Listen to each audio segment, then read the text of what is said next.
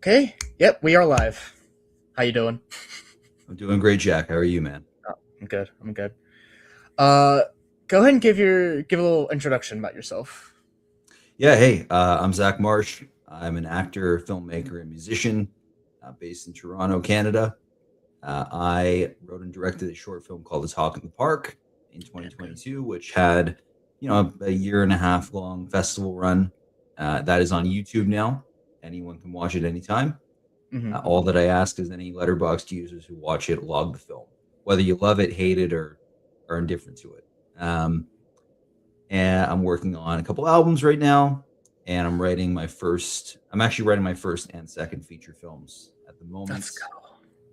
and just auditioning, just the grind that every actor goes through of Oh yeah. going on tape over and over again, hoping that you book something at some point. And that's kind of the rundown of me. um, I don't know if there's anything else you want me to add, or No, that's you know perfect. yeah. Yeah, that's great. Oh, hang on a sec. One of my friends, Kira, joined and instantly felt sick, which is this is an inside joke. That's a typical reaction to my presence. So that's about on par for the course. You're probably going to have a few people come in and just suddenly be violently ill. Oh no. Wait till I they hate watch that. the film. It'll really I'm definitely gonna have to put the link in this description whenever we're done here. So okay, let me go ahead and get this pulled up. I'm so unprofessional. Hang on. No, you're not, So, man. You're great. okay. So, first order of business, I guess, is the box office for the weekend, domestic, of course. Uh, and I really wanted to talk about this for like a number of reasons. For one, Iron Lung, which is obviously Markiplier's movie that came out, crushed it. It did opened almost 18 million, with only 3,000 theaters, and considering it only had a budget of like 3 million, I think it was. That's insane. Yeah, so it's probably already. Well, I mean, marketing costs a lot now, but Yeah, give it another weekend and it'll be yeah. profitable for sure. So Apparently, he spent like nothing. There was like no marketing for it, so it's like already made its money back. it's just So based on his that's family. So that's great. Yeah, good for him. yeah, I haven't seen it. I don't know. I'm only kind of vaguely familiar with Markiplier from like YouTube stuff, yeah. but I think it's cool that you got to make a film, Mhm. and I'm looking forward to checking it out. I've heard decent things, and it seems like it's doing really well. So kudos to him for that. Yeah. Oh, hang on a sec. Saw Iron Lung and Send Help over the weekend and really enjoyed both. I have not seen Send Help yet because I got snowed in like the last 2 days, Yeah, me and too. I was and I gonna was see like, Send Help on Friday, and Mhm. I couldn't go to the theater. It was like Yeah, -20, and I was snowed in. woo, -20. Good lord.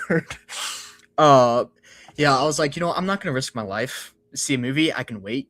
So we're gonna do that another day. So yeah, Send Help opened number one with 20 million on, I believe, a $40 million budget. So not terrible, not a terrible start. It'll probably have some legs, as there's really nothing coming out in this next week.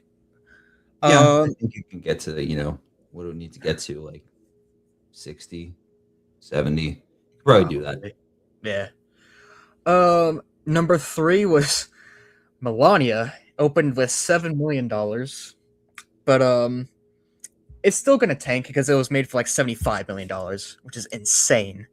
But also good. It's a good thing. Yes, So, this is a very good thing. I mean, that whole thing was just, I'm sure, it was a money laundering scam anyway. So, Absolutely. you Yeah. know, whatever they convinced a few 100,000 idiots to go and pay money to see this, and whatever. I don't, I hope a couple of those people went broke getting the ticket, I hope because so. how can It's you support appalling. that? You know, Yeah. it's a movie about, the 21st century's answer to Eva Braun, made by a rapist. It's like there's just, Yeah. how are you going to pay money to watch that? And It's also, who, insane. you want to sit through like an hour and 40 minutes of that woman? No thanks. I'm good. Nah, I'm good. The only uh, thing that I can see it possibly having like any relevance is it is kind of like, it serves as, I guess, a portrait of this second term of Trump's bullshit. Um, that's the only argument I could make for justifying its existence. And the fact that it's just a propaganda piece kind of negates all of that. Yeah. And the fact that it actually got like a kind of a worldwide release is Yeah. insane because I heard it released in like UK. It only sold like one ticket or something Yeah, like that. MGM really threw themselves behind this one, which means Don't Bezos did. So understand. Yeah. yeah, Between that and Mercy, they're not off to a strong start this year. no, no. No. And I saw that there was that Kevin Smith movie that's coming out that I was really hyped about. Like, I thought, oh, this looks kind of charming and nice. It's Kevin Smith and Julianne Emery, and I was like, oh, this looks nice and interesting. Oh, she leaves at the altar. I wonder what's that. And then and then it came up, Angel Studios, and I was just Oh like, no. great. So his fiance leaves him, and he finds Jesus after. I presume is the plot of the movie. So Most likely. yeah, I don't Most think likely. I don't think we're off to much of a start, other than obviously, 28 years later was. Oh, that was amazing. I can't believe that's bombing though. That upsets me so much. I'm not shocked. I think that you have to keep in mind that, yeah, the 28 Days Later fan base, we love that movie, but there's only like 100 of us. So That's true. Um, Lego Movie re-release was peak. I forgot they re-released that. It was like a more limited thing, but I I mean did that's not know they awesome. were doing that. I would have loved to have gone to that because I did not see. I didn't see any of the Lego movies in theaters. I saw them on. Oh, really? Dang. Um, Lego Batman. They should re-release that movie. That's a Is great movie. a I love masterpiece. that movie. It's one of the Oh, best like comedy action things I think ever. It's one of the best Batman movies, which is insane oh to yeah. say. Probably top 3 if I could. Yeah, it could be. Yeah, off the top of my head. Yeah, I would say. Uh, and then number 4 was Zootopia 2 still, with like another like $6 million, which I mean Yeah, what's that's that at fast. now? It's made like 1.7 billion or something like that. It's 1.7, yeah, 1.7, I and missed it when it came out. I haven't seen the first Zootopia like since it was first in oh, I theaters. love that Probably need to first do a one. rewatch. But Yes, yeah, Zootopia 2 is like just dominant. killing it. Um was it nominated? I can't remember. Was it nominated for best animated feature? Yeah, Yeah, it it was. was. Yeah, It's gonna lose, but good on it for sadly. getting a nomination. Yeah, yeah, and then of course Avatar was number 6 with another 5 million. I can't believe it is behind Zootopia by like $300 million. I think it's just because it's a lot of people like the thing that made Avatar and Avatar 2 so huge was, I mean, Avatar 2 was the 15-year time gap, like people wanted to come back, but both movies people were going 5 6 times. Like I saw Avatar 2 3 times. And then like the word of mouth, especially with the first one. This didn't really have that. Like I went on opening night, went with a packed house, and it's it's fine, but it feels like they've run the course on what Avatar, like this story. And I Yeah. feel like most people's reaction to it has been that it's like people went and saw it, but then people weren't going back, people weren't bringing their Mhm. families after, and it hasn't legged out the way the first two movies did. So I'm not surprised to see it behind Zootopia, and I think it's going to plummet pretty fast from here. Yeah, I mean, it was a great like IMAX 3D experience. This is Yeah, like wow, but like yeah. The another thing. the spectacle, like on a technical level, it's unimpeachable. Mhm. I just, it felt like it was recycling both of the previous films, but Oh yeah, especially definitely. cannibalizing the second one. Like there were entire set pieces that I thought were made of reused shots from Way of Water. So Could be, could be. Let's see. Other than that, Mercy made another like $5 million. Housemaid is still making money. It's at 250 right now, which is insane because it was made for like 30 million or yeah, and something. I never saw it though. it's just annoying to me because like clearly the book is the reason it's made all the money, but studios are gonna be like, oh, Sydney Sweeney is profitable. Let's put her in 500 more movies, and I'll have to Hmm. tolerate her and her, droopy conservative face and non-acting for another 5 Yeah, years yeah. until she has another run of 6 flops in a row, and then maybe finally, I'll be put out of my misery in terms of Sydney Sweeney. Not a Sydney Sweeney fan, in case you can tell, and Yeah, I don't really have any qualms bad mouthing her because she's a bad person. So I honestly I don't know much about her as a person. I just don't think she's that good of an actress. She just has no, not impressed she's a me. horrible actor. I've seen I've seen kindergartners with more gravitas than her. Yeah. No, I think Kevin O'Leary and Marty Supreme might be a better actor than Sydney Sweeney, and true. he was nothing Yeah. special in that movie. So Yeah. Yeah. Oh, this is funny. People go to see Sydney Sweeney for 2 good points and 2 good points only. yeah, I don't even care because if we want to get superficial about it, there are plenty of actresses who have like that going for them who are Mhm. actually actors who you can Yeah. watch. Um, so I don't know. I did that. That doesn't even draw me into a No, Sydney Sweeney movie. not at all. What else was there? Oh yeah, new Jason Statham movie, Shelter, made like 5.5 million. I mean, Does it really count as a new Jason Statham movie though? I mean, nah, kind no. of like his archetype now. Yeah, Um, to be honest, I don't hate all of those movies. They all feel the same. I would have to think of which ones I've even seen and haven't seen. Yeah, So the last one the I most remember.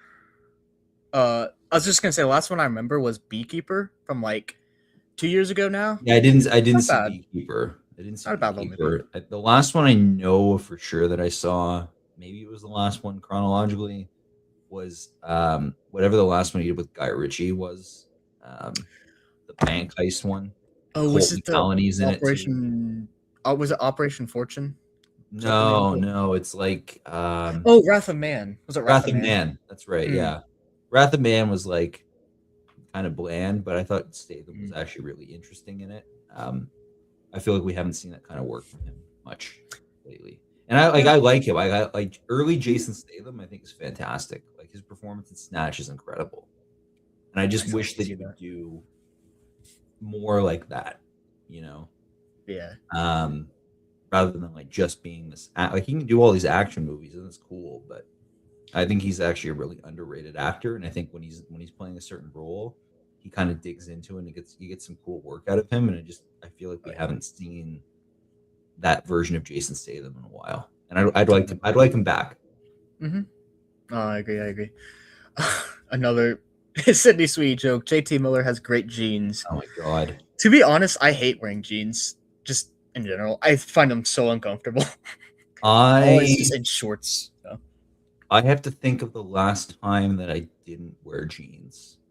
Probably the only time I don't wear jeans is if I'm wearing a suit.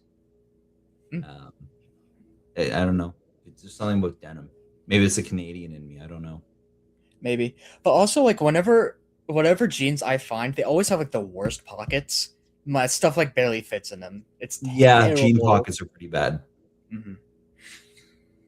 Hmm. Okay. Next order of business. 2025 for movies. Like just as a year for movies. I thought it was great. Like overall, like really good year for movies. Yeah, I think I have some catching up to do still, Hmm. but I made it to 50 movies for the year, which is it's low for me, but I feel like I Hmm. had still had a well-rounded year. Um, I don't think it quite hit the peaks of certainly not 2022, 2023. Those are two of the greatest movie years ever. 2024 is was an excellent year too. That was really I think solid. Yeah. 2025 is a little I would put it a little behind 2024. That being said, the peaks of 2025 are some of the highest peaks that I think any year has had. Um, Yeah. I have three movies bordering on four that are fought really hard for number one, and I would list any of those movies as one of the best Yeah. films I've ever seen. Um, Sentimental Value won the I race, loved it. It's so good. but Hamnet, One Battle After Another, and Sinners are all Oh yeah. fucking masterpieces. And you know what? I gave Superman 5 stars as well, and I give No Other Choice 5 stars, and I stand by uh, those ratings as well. Oh So yeah, yeah, great year, and I know there's a lot. Testament of Anne Lee I still have to watch. yeah, Secret me too. Agent, it was just an accident. Yeah, Surat, yeah, I all people those. are So raving me about too. Utopia too. Um, It's not bad, but it's not like it's not great. I wouldn't say it's like okay, great or I'm anything. surprised. I was under the impression people like loved it, but there's a ton of stuff that I still have to get to, and maybe once I see 30 odd more things, I'll have a better idea of if this how this really stacks up to the previous 3 years, because we had 3 years in a row that were just phenomenal. I thought. Yeah, yeah, for sure, for sure. Um, Kira's saying 6 out of 10 for 2025, and then I have an average of 3.1 out of 2. I think they meant I out of five. Probably out of 5. Yeah. Yeah. I mean that's fair. There were still a lot of like terrible movies from last year, no doubt. There were bad ones for sure. Um, I think I had a lot that were kind of like middling, I would say. Hmm. But that, like, again, there were a lot that were great. I gave a lot of fours and 4.5s out of I five. did too. Yeah. Um, so it's yeah, it's I don't think it's substantially worse than the other years, but I do think it's probably technically the weakest year we've had in the past few anyway. Yeah. I'm just a little critical. People make fun of me for it in my server. You're definitely not as critical as other people that I've seen and are also in the same server. But I mean, it's not bad. It's not a bad thing, I guess. Yeah, I think I qualify as pretty critical. But I can also be pretty forgiving. Like I tend to be either really kind to a film or pretty harsh on it. Yeah, Um, the same way. it's gotta be it's gotta be very specific for me to kind of just be like, yeah, it's good. It's fine. I'm usually pretty either effusive or I'm scathing. Yeah, no, I Amelia get it. Perez. Oh, Uh you finally watched it. I was so happy to see your review of it. oh God. I really can't believe that I have two movies that are competing for what's the worst movie I've ever watched. And both came out in 2024. What was the other one? Here, Robert Zemeckis' Here. Oh, that one. I skipped that. That looks so Yeah, lame. and good. Like, do you like yourself? Do you enjoy life? Then I recommend skipping Here, because you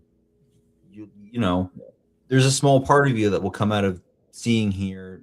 You might just want to walk in front of a bus. Like, it's that bad. It's soul Wow, crushing to that watch, bad. and Yeah.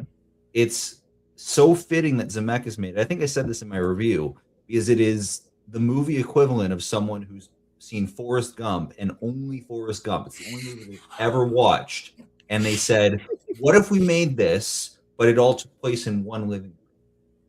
So is it really like the camera does not move at all? That whole movie? Um, do you care if I spoil one of the No, worst movies ever made? The I do not. camera moves in the final shot. And I remember in the theater watching it, the camera started moving. And I don't talk during movies. I hate people talk during movies. Yeah. But there were like a dozen people in this theater, and I audibly groaned out, "Oh, fuck you," at the movie when the camera started to move. Yeah. Oh wow. It's so oh, and it ends up basically replicating the final shot of Forrest Gump. Like, again, it's like he's only watched his own movie that he made That's and no other insane. movie. And he decided, hey, I'll get the same two lead actors, and we'll Yeah. do a really pretentious gimmick that doesn't really make any sense. It doesn't suit the story, and the constant jumping back and forth and in between time frames and whatnot. It's it's very stupid. It's a very actively Yeah. stupid movie. It's almost like it's almost impressive how idiotic Here is. And I would say the same for Amelia Perez, but Amelia Oh yeah. Perez is kind of more in your face about it. Like, Amelia Perez is Oh immediately you yeah. you make it about 5 minutes into Amelia Perez, and you just go, "Oh, that's what I'm in right this now." is this is very not subtle like at Yeah, all.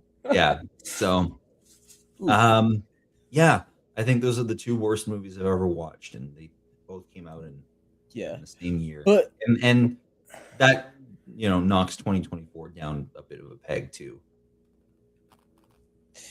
oh, this is a great one. As if trans people weren't dealing with enough, then you throw Amelia Perez at them. That's accurate. Yeah, it's so. I mean, on both counts, like it's so blatantly an old French white dude's idea of a story about not only Mexican culture but the trans experience. Um, Fucking embarrassing is what So Amelia Perez yeah. is. What I'm curious, what made you watch after like all this time, like finally My watch it? friend and I, and it ended up being her fiance as well. We kind of decided to hate watch it because she's a big musical nut, and I'm just a big movie watcher. And also, I watch like because I think Amelia Perez and Wicked, and then a couple things from this year. Oh, and the West Side Story remake. I think those are the Oh yeah. only Best Picture nominees I've never watched. So, Oh wow. oh, and sorry, there's like two from the 1930s that you have to go to like UCLA to watch a printout of. I That's haven't. true. Yeah. So I make a point of watching every Best Picture nominee. So I had to do it eventually. Um, but we kind of knew going in that it was going to be a disaster, and lo and behold, it was. Oh yeah. It defied my expectations. It was far worse than anything in my mind could have possibly conjured up. So, Oh for sure. kudos to Audiard for the absolute pile of flaming shit that he made. That somehow got 13 Oscar nominations too. Yeah, it's just. I mean, Oof. it's obvious. Like he released it to his own crowd at Cannes, and they gobbled it up like morons, and it Mhm. couldn't lose the momentum after that. I'm honestly kind of surprised that it didn't end up winning the Palme d'Or. I'm glad that it I'm didn't, glad it didn't. because the film that deserved the Palme d'Or won it, and the film that it wasn't my number one of the year, but like Anora is a great Best Picture pick Oh, it too. was a Nor that one. That's right. But like I'm kind of shocked that it didn't win the Palme d'Or, because for whatever Cannes, Berlinale, like on the one hand, I respect those festivals. On the other hand, they manage to always put out at least one homegrown turd every Yeah. year that the rest of the world then has to go, huh? About. Yeah, we Um, all have to suffer watching this garbage. yeah, like I remember Berlinale put out um, a film called A Fire a couple years ago by Christian I've never heard Petzold. of it. Now, I've only seen Phoenix. I haven't seen any of Petzold's other films. Phoenix is a great film. The Fire, I thought was going to be a great film. That was a fucking rolling disaster with, Hmm. just completely unlikable, one-dimensional characters, super Yeah. pretentious writing, the worst day for night I've seen in a film ever, and you get to watch a piglet burn to death for no fucking reason Ooh. in one of the scenes. Yeah. I'm good. That was like the big. I think it was the big winner at Berlinale that year. So, and it's German film, German festival. Of course. So it's just for whatever reason, those festivals every year they push through. Again, a homegrown turd. That's all I can describe Amelia Perez as, and that's the only reason that it had any awards traction whatsoever. Is it started at Cannes, it snowballed, and by the time that people with brains saw it, it was too late to stop the cannonball from blasting through the wall. Yeah. No, I remember like initial reviews were like they were kind of mixed but leaning positive. Like a lot of people did initially like it. Then Yep. when it really came out on Netflix, that's when it started like, oh, what is this? Yeah. Then it Yeah. just tanked. I'm not a big fan of musical films in general, but I think the number one requirement for a musical film to be good is that the songs are not fucking atrocious. Yeah, And like unlistenable. every song in Amelia Perez is bad. Like almost every song in Amelia Perez is competing for the throne of worst musical film songs ever. There, Yeah. there are like 7 Mhm. songs that on a 7, one for each day of the week. Which one's the worst one? Yeah, just all of them. They're Yeah, they're all tied for number one.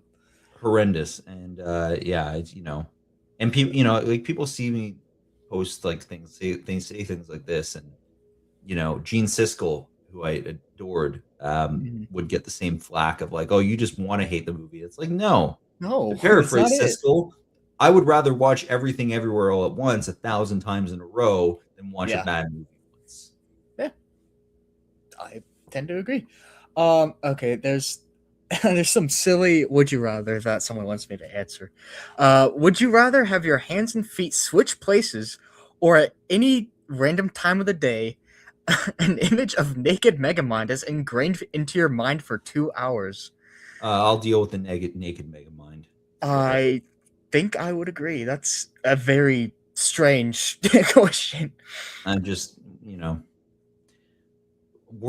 I've witnessed worse things, Oh so yeah, yeah, for sure, for sure. I Um, like my hands and feet where they are. yes, yes, I agree. Um, and as for like this year's Oscars, because obviously last year was Emilia Perez was like the villain of like the Oscars. There's not really a villain this year. I feel like everything Oh, was good for the most part. yeah. I mean, I haven't seen Song Sung Blue yet. The Kate Hudson nomination seems kind of absurd. Um, Yeah. I think like why not put Haley Steinfeld in instead? Mm, Just to name one, or fuck, Chase Infinity, yeah, for one battle. true. Rachel Brosnahan for Superman was incredible. Yeah. Um, I just like, other than that, it seems like a pretty solid set of nominations. No nomination for No Other Choice was That broke my heart. stunning. Broke my Um, heart. and Ugh. like 28 years later, should have gotten something. It should have gotten makeup, could have gotten Makeup, visual effects. cinematography. It could have snuck in Yeah, there. I've cinematography seen it. could have been understated. Paul Mescal not getting in was kind of disappointing, but that's a tough category this year. Oh yeah, It's got 5 great nominees in it, so yeah. No, I remember. um, I was about to say I remember watching the nominations like right as I woke up, and Delroy Lindo. Not not expecting to hear that name at all, no, but but I was so totally, happy. well, actually, I was. I've said this to Griffin while I was watching the scene in the car in Sinners, like what in the theater. In my mind, I said Delroy is going to finally get his Oscar nomination, and it's deserved. This is not. People have characterized it as like a makeup for the Five Bloods. No, No, this has nothing to do with Five Bloods. He deserved this nomination on its own. 100% agree. Yeah. I did actually, my big surprise, kind of the category that I think is maybe the most competitive, um, unexpectedly, and it's my least favorite category, is original song, because Yeah. I was expecting K-pop Demon Hunters to get 2 nominations, but it only got Golden, and I think that, because of it only getting 1 nomination, I think it's a lot weaker in that category now, and Mm. I still think Golden's going to win, but I think there's Sadly. a significant possibility that I Lied to You comes into the steal. Oh, I would be so happy if it does. If it does, I I, do I, you not know, like I Golden would at like, I'd all. be fine with it. I think Golden is a great song. I think K-pop Demon Hunters, like, it should walk away with animated feature. It And probably will. I Yeah. just think like if it was up to me, I would have nominated like 4 songs from K-pop and I Lied to You. If that was like, I know they don't, you can't be nominated for more than 2 now, but Yeah. it should have happened. It should have been at least 2. Um, I just hope, especially because they're only broadcasting I Lied to You and Golden. Yeah, that Let's makes no sense to me. That's let's so weird. yeah, I think it's ridiculous. Like, it's either broadcast them all or don't. Yeah. Especially because more often than not, one or two of the song performances ends up being the most memorable thing in the entire broadcast. Yeah. Um, Accurate. and I don't like, if that's the case, we're not showing the songs. Okay, I don't want to see like another, half-assed. We don't know what the fuck we're doing. We don't understand the series tribute to James Bond. I don't want to see like stupid skits with some mascot. I don't want, super like these like just overlong fucking whatever comedic bits or whatever you would call Yeah. them. Um, like if we don't have time for the original songs, we don't have time for any of that shit either. But yeah, Exactly. it to me, it's so it's actually it's rude to the other three nominees Hmm. because you're essentially putting the two front runners on stage, and like the Oscars are weighing in on the predictions market in a way that I don't think the ceremony ever should. Yeah. But also, like, imagine, like, what if this is the year that Diane Warren finally wins, and That would be so it's funny. the year that her song didn't get performed, and Wow. Yeah. it's like her song about herself from her documentary. Hmm. Like that would be one. I don't think Diane Warren should win. I think she should have won like 30 years ago. But it's just like that would be putting myself in her shoes. That would be horrible.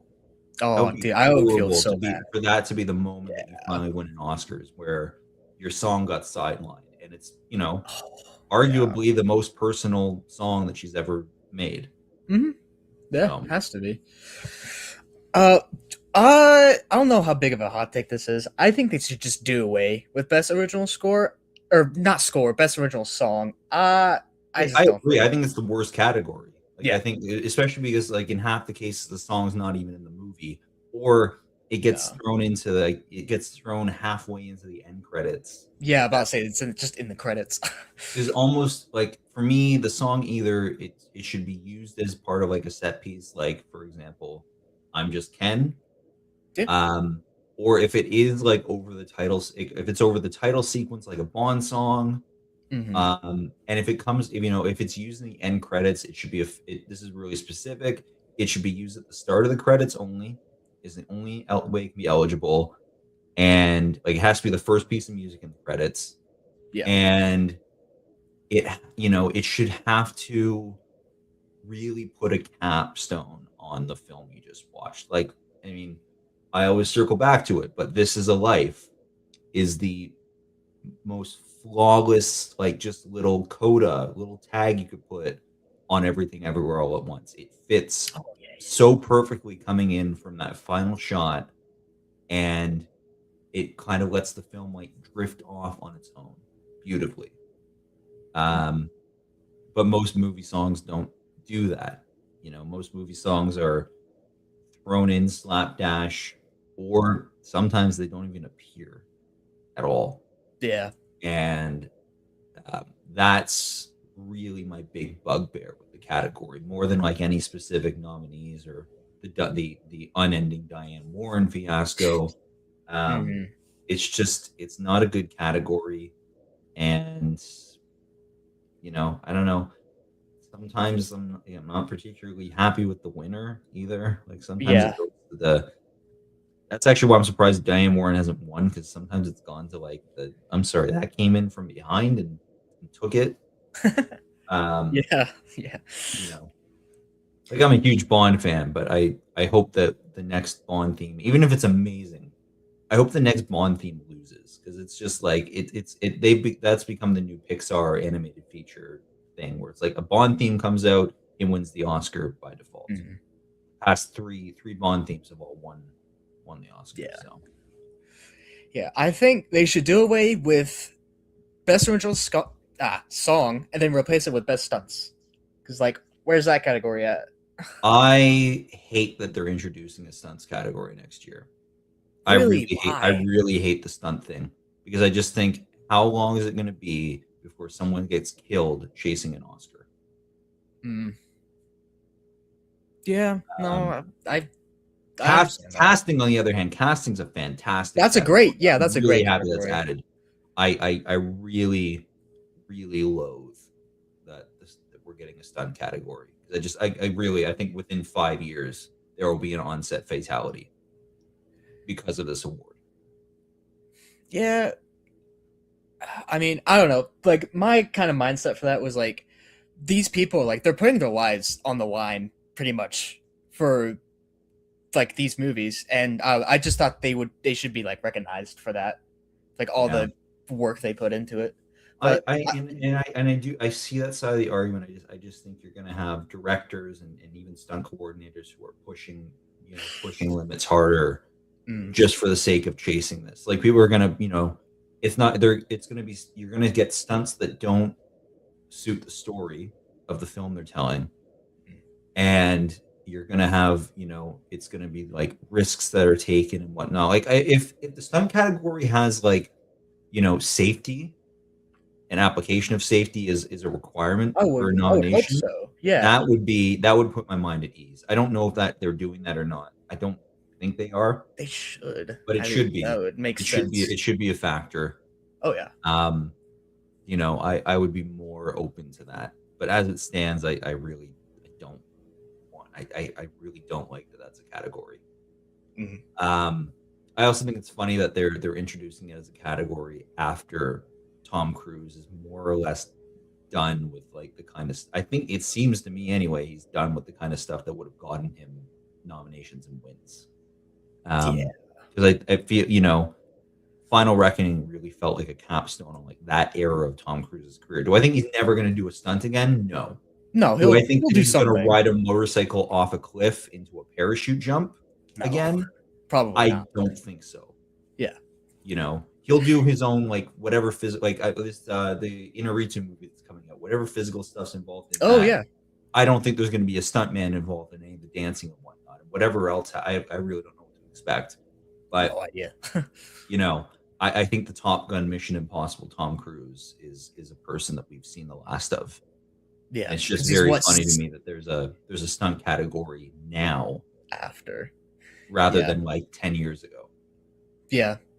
Yeah, and I'm also upset that they introduced it like after the John Wick movies, because Yeah. I think those stunts are fantastic as well, especially Yeah. four. Yeah. Four Yeah. should have gotten like so many Oscar nominations in I my mean, heart. my only kind of recompense with that is that David Leitch and Chad Stahelski are still making stuff. So they'll, That's fair. obviously you'll see their names in there a lot. Yeah. Yeah.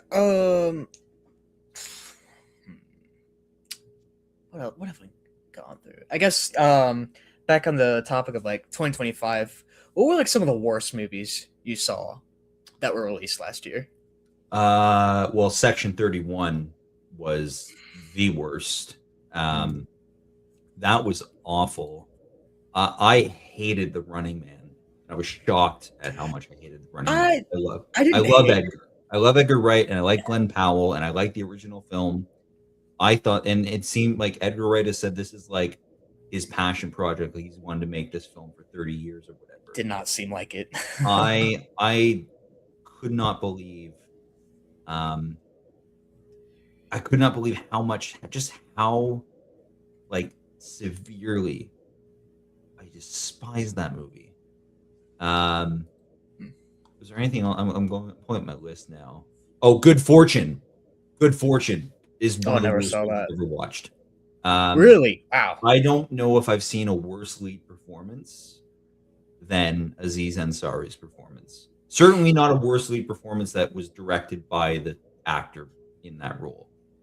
The whole movie falls apart because Aziz Ansari is so bad in it. The Yikes. entire arc of the character is flattened by this performance, and the much more interesting movie, which would be the one where Keanu Reeves is the central character, is completely sidelined.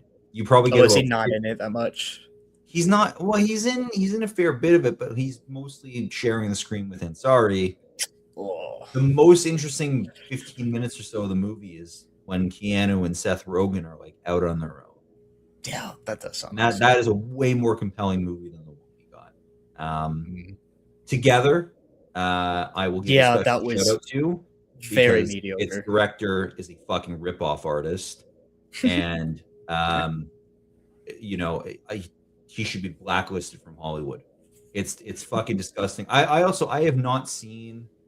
Is it Better Half? Is that the feature film that he ripped off? I think so. Yeah. I have not seen that, but I saw A Folded Ocean, and it's fucking abhorrent how blatantly stolen Together is. It's right down to the visuals. A Folded Ocean is Together in 10 minutes time. It's and on top of that, Together was just really, really bad. Yeah, no, it Um, was not I that don't good. think Michael Shanks knows how to direct actors because Dave Franco was bad. Dave Franco's performance is one of the worst performances of the year. They were both not And that good. Like I well, did I was not just feel gonna say, any chemistry. I No love chemistry Allison Brie. between them. I love it. Well, and they're married too. Like, they have tons of Yeah, chemistry like in with real their life. hair. They're infectious in real life. And I love Allison Brie, and I don't think Allison Brie has ever been worse than she is in that movie. She fares better than Dave Franco did because she's like, she should be an Oscar nominee. That's the level of actress that she is. Yeah. But it's the weakest I think she's ever been in her career, and I fully blame that on the direction. What else do I have here? Oh, I did, Materialists. I really didn't like. I never And I was, saw it. again, My list. shocked. I adored Past Lives. Um, Materialists just did not work for me. It felt really shallow. Mm. And I'll give a special mention to Springsteen, "Deliver Me from Nowhere," which should have been a fucking grand slam.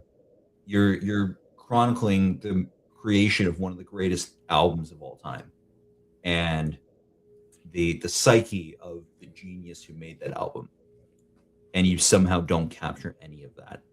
Dang. Yeah. Not to mention, it's a movie that's doing too many things at once. Really, really hated "Deliver Me from Nowhere" and did not expect to. I thought it was going to be great. I love Jeremy Allen White. He seemed like a really good fit for Bruce Springsteen, and I never saw Springsteen in that movie at all. So Yeah. those are probably the worst. I don't know, 5 or 6 that I saw last year. Yeah. Yeah, about the Springsteen one, that really just came and went. Like it went to theaters, of course, and I just never heard anything about it since. Like it just forgotten instantly. Well, unfortunately, it's because it's bad.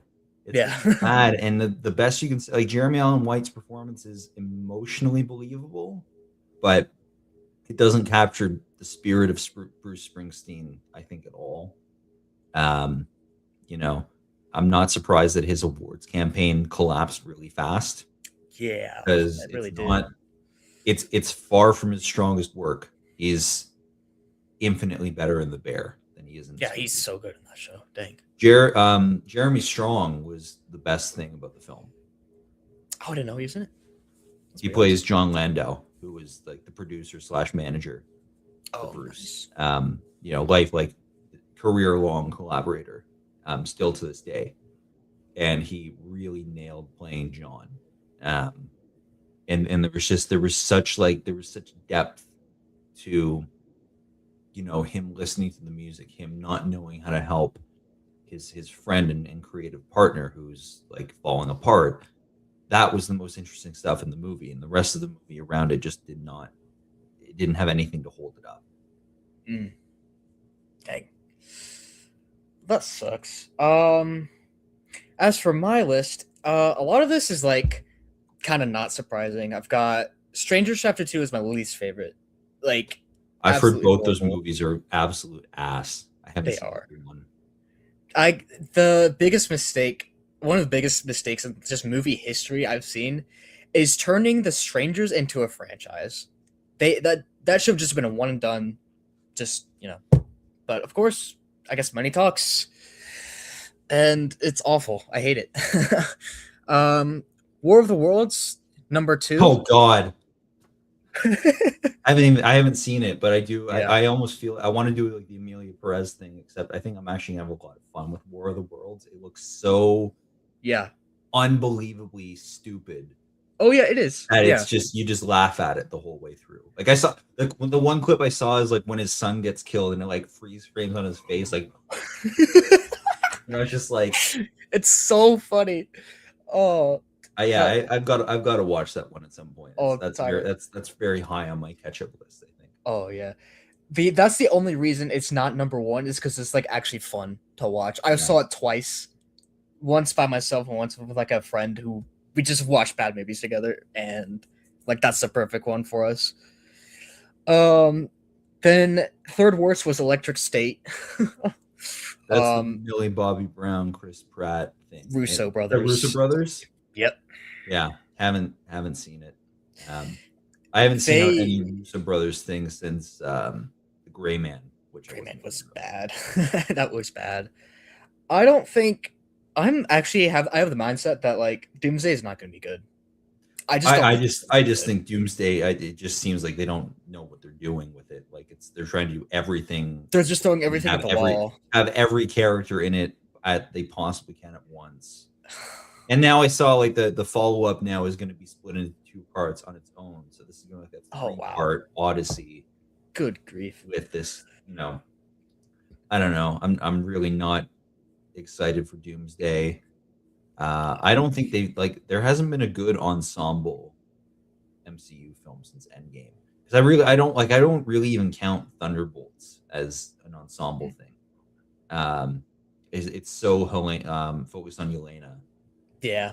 and like Fantastic Four is kind of it's different too. It's a foursome, and Yeah. it just they A little come as a bit. package. Like you can't just do a Reed Richards movie. Yeah.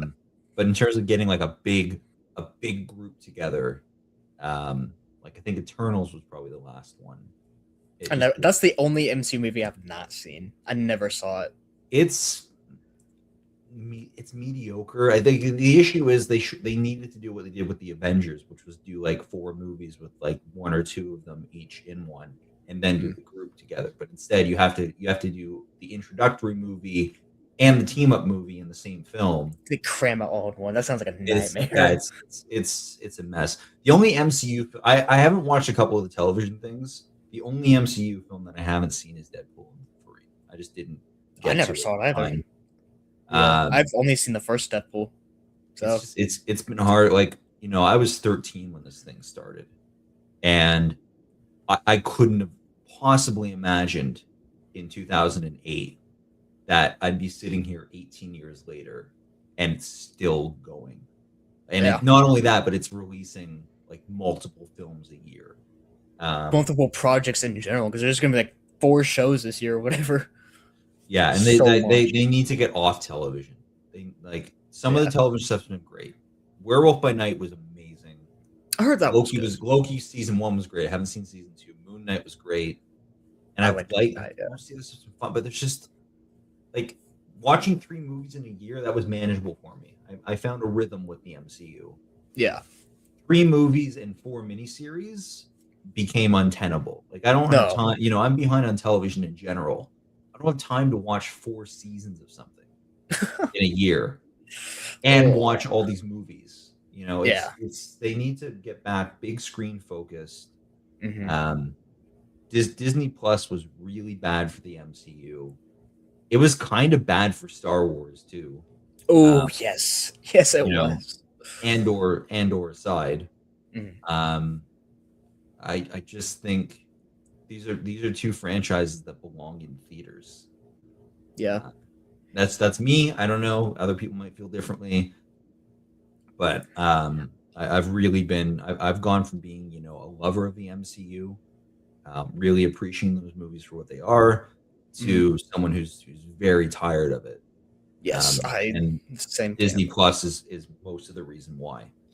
The drop in quality is the other part, but I've been able to ride that wave because it's not like Eternals or Brave New World or Quantumania. It's not like those were the first bad movies in the MCU. The Yeah. second and third movies in the MCU are both bad. You know, like it started off rocky and it's never been that consistent. Like I don't know, phase three maybe is probably the Mhm. most consistent it ever was. Um, so I can ride the quality waves and the drop offs and peaks and troughs. But when you just bombard people with content and you have to watch all of it because Have that's to all watch all, even the together, shows. Like it's all. You have to watch it all. It's like like I've can't never do I've never that. watched Agents of Shield, and I don't Yeah. feel like I've missed anything in the storyline of the movies not watching it. But then I haven't seen Miss Marvel, but I've seen the Marvels, Yep. and I Same. feel like I feel like there's a giant chunk of that movie that didn't I missed out on because this character was just suddenly thrust on me because I hadn't watched her introductory 8 episode thing or whatever it was. Yeah. Like, So um, And back on Star Wars, like even like the new one that's coming out, the Mandalorian movie, that just looks like the show. It's I, like an I, extended episode of the show. We're just I putting it don't into I theaters. don't care. I really don't care. Yeah. I haven't seen season 3. I am not a fan of the Mandalorian. I'm not a fan of Dave Filoni. We want to talk Mm. about worse things that have happened to franchises. I think Dave Filoni is like the villain of Star Wars. Um, the sequel trilogy. I love the first 2 movies. I hated the finale, Yeah. and it felt Yeah. like the reason Rise of Skywalker sucked is because it was pandering to the fan base that thinks Filoni is God. I see Dave Filoni as a guy who he likes playing in a sandbox with his pet character Ahsoka, and then having as much fan service and as many name drops as he can possibly have. How many times can we cameo Luke Skywalker and Anakin Skywalker and Yoda into Just something? move on. Just Like please. Yeah. Andor is the greatest Star Wars thing, and there is not a single fucking solitary lightsaber, even one that is Wow. hilted, that you see in the entire 2 seasons of Andor, and it is the most and best Star Wars thing that has ever existed. That's I'll actually die on that awesome. hill any day. Yeah. Tony Gilroy should be the guy spearheading Star Wars, not Dave Filoni. Mandalorian just feels like we need fan service. Book of Boba Fett was embarrassing because it was basically a stealth season of the Mandalorian, and it was Yeah. not like I love Pedro Pascal. I did not go into a Boba Fett series, a follow up to this movie that I saw. Like I saw Return of the Jedi for the first time when I was like 6. I didn't wait Yeah. 20 years to see Boba Fett again to just see Pedro Pascal and Baby Yoda. That's not what I Like, tuned what's in the for. I tuned point? in for fucking Boba Fett, and he's absent from one episode, and he has a silent cameo in another one. It's That's insane. yeah. Oh. So I don't even know how we ended up here. We were talking about Star Wars. Yeah. Really, It just I went feel off like the I feel like I've rails. been on hater mode for a lot of this stream, and it maybe No, again I get it. the idea that Yeah. I'm critical of things probably is coming through. But man, Oh I yeah. cannot stand the Dave Filoni verse element of Star Wars, and I need that to end.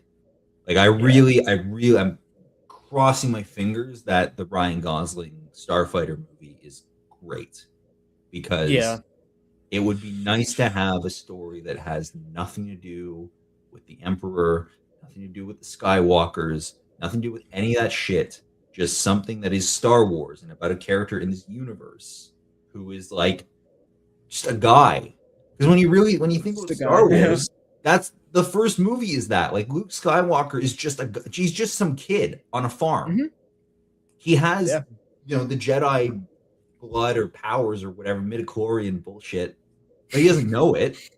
Mm. He's literally just a fucking kid who gets swept up into this thing and then becomes the hero of the rebellion. Yeah. And they need like Star Wars just needs to get back to being Star Wars, and that's like again Andor is as Star Wars as it gets, and you don't need it shows that you don't need fucking lightsabers and Sith and Jedi. Yeah. You need this world, this galaxy, and a compelling story in it. And you don't need fucking Ahsoka Tano to make a cameo for something to work.